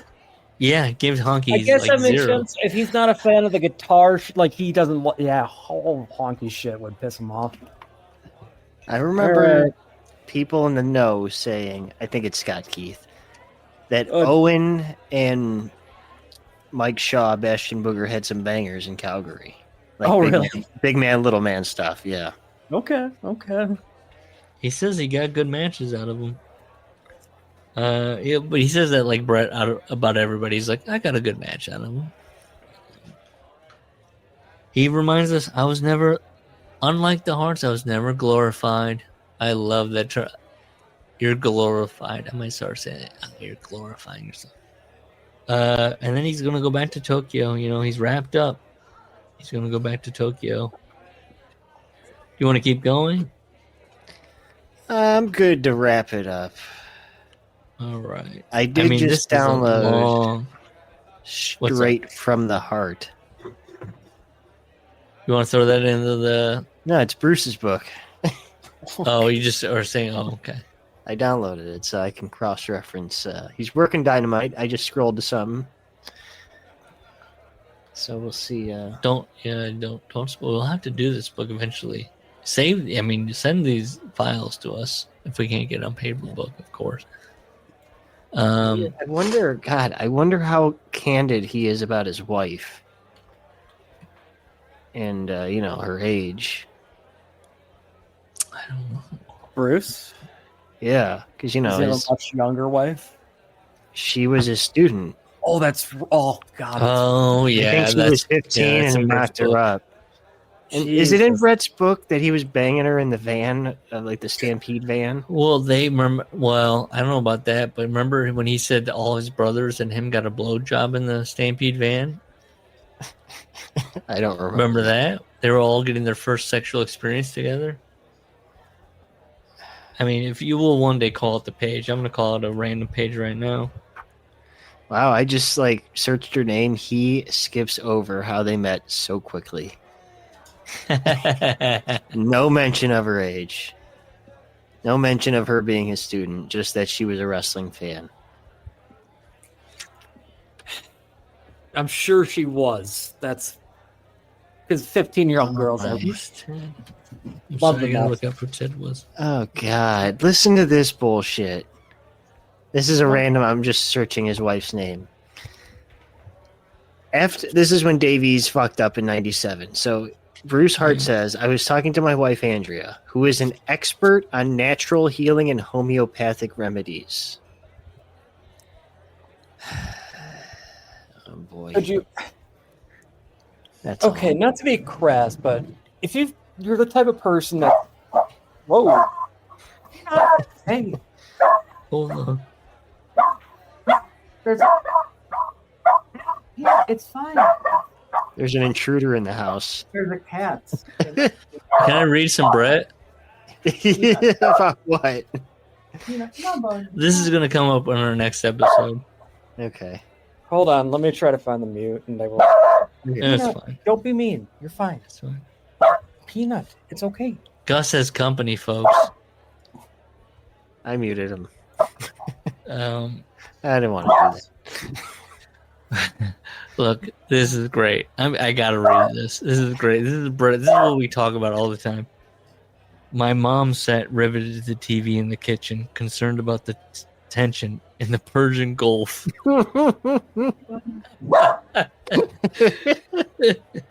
His mom, Brett's mom, is riveted by the Gulf War.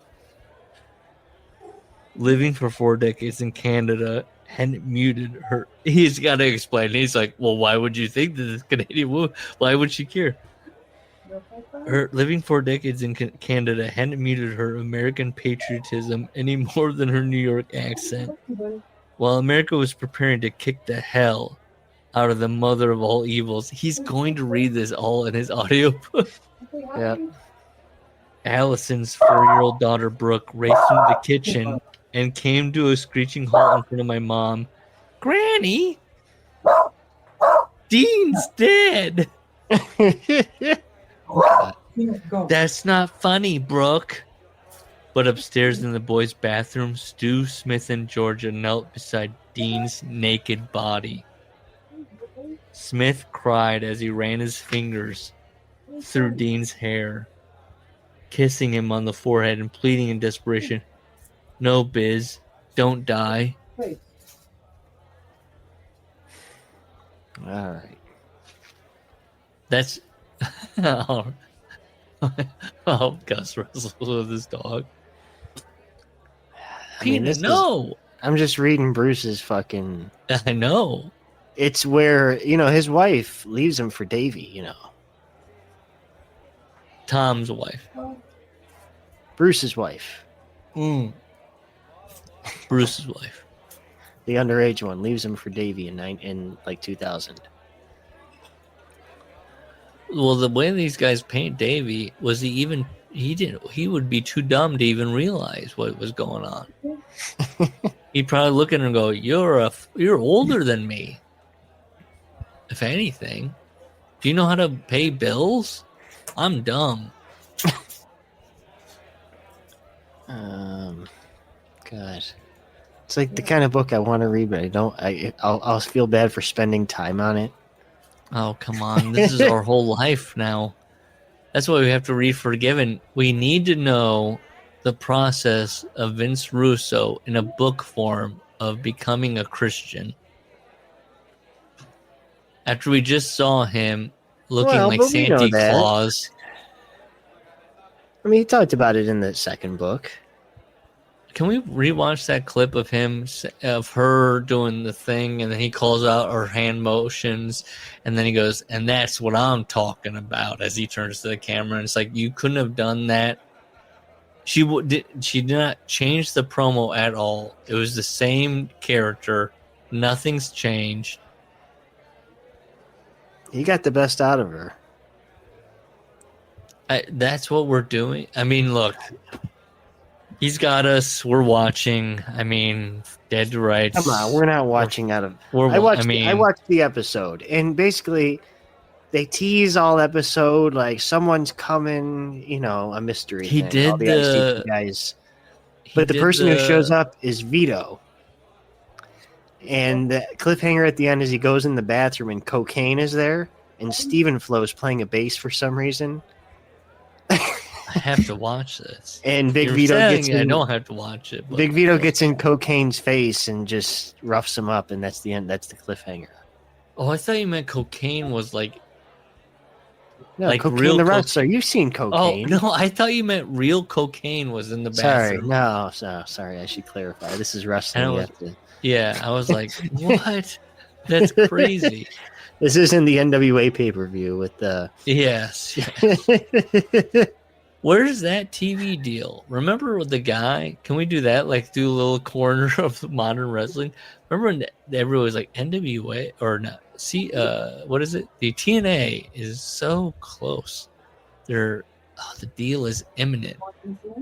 They've got the WWE crowd behind them. We got the attendance figures that they bumped up by 2,000 for that last show. Well, that's what I mean. See that? Well, if you look at like, now nobody's watching wrestling, it's deeply unpopular. Well, then what do you think is happening? You know, for TNA. I don't know. I'm sorry. We're cold again now. Everyone's agreeing that we're cold again. EWR has happened, where the peak happens, and then Sophie starts to tell you the business is on a downswing. And it's going down to zero whether you like it or not. I like that. Larry. Yeah. Look, we're so rudderless without Gus. I don't know what he's doing with Peanut right now. I think he's probably making Indian food for the person that showed up. I thought he said there was a cat outside. That's code, dude. Okay. Like in a jazz way, there was a cat outside. And it was cats. Speaking of jazz, I will do the outro very soon. Okay. What's happened? This honestly happened. I had recorded it. It was like the perfect take, and then that's right when Junior came in and went like, "Dad," and like said something like right, and I was like, I could not. It happened right between a word, and I was like, I can't. I'm never. God damn. I was like, okay, we'll finish it. Send it to me by Saturday. No, I don't have to finish it. I can just upload it to the thing, and they'll attach it to everything. Where I say, "This has been the Workers Club." Just send it to me, though. Why can't I put it in so that way we have the music behind it? It's going to mix weird. I can do that all that. No. I can mix it perfectly. I promise you. I look at my hands. Mix it or have the app do it? What are you saying? Streaming. This should be on Patreon. No, I can do it perfectly. I can do what? Put all the music and the voices together. No. Of your clip, yes. That's what I'm saying. Do that and then send it to me, and I'll put that clip in every show at the end. You don't have to do that. The service does it for us. Which service? We can just upload it. Our hosting service. Oh, okay. But it's going to come after my music. I don't. Oh, will it? No, it comes right That's after what I'm whatever the telling you. episode is. Maybe. Exactly. But we have I don't music know. at the end. That's why I you don't need to know. send it to me first. No, I think it comes after that. Yeah, Whatever that doesn't the make any file- sense. Because I usually have like 2 minutes of just music. So no one's going to listen past that. By the way, in the outro, it will say music by Larry. That's in there. It's not by me. It's just what I did to get around copyright. Well, there you go. That's it. That's enough. Miles Davis track. I might just use whatever I find on there. I don't know. All right, I'm done. Good. Okay. Bye-bye. Gotta say bye.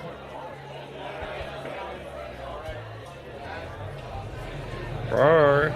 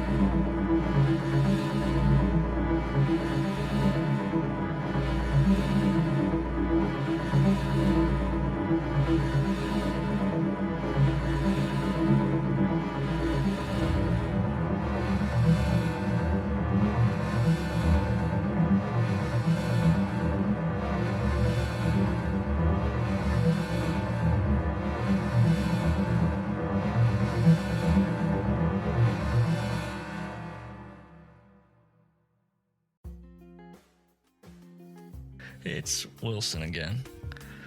That was fun.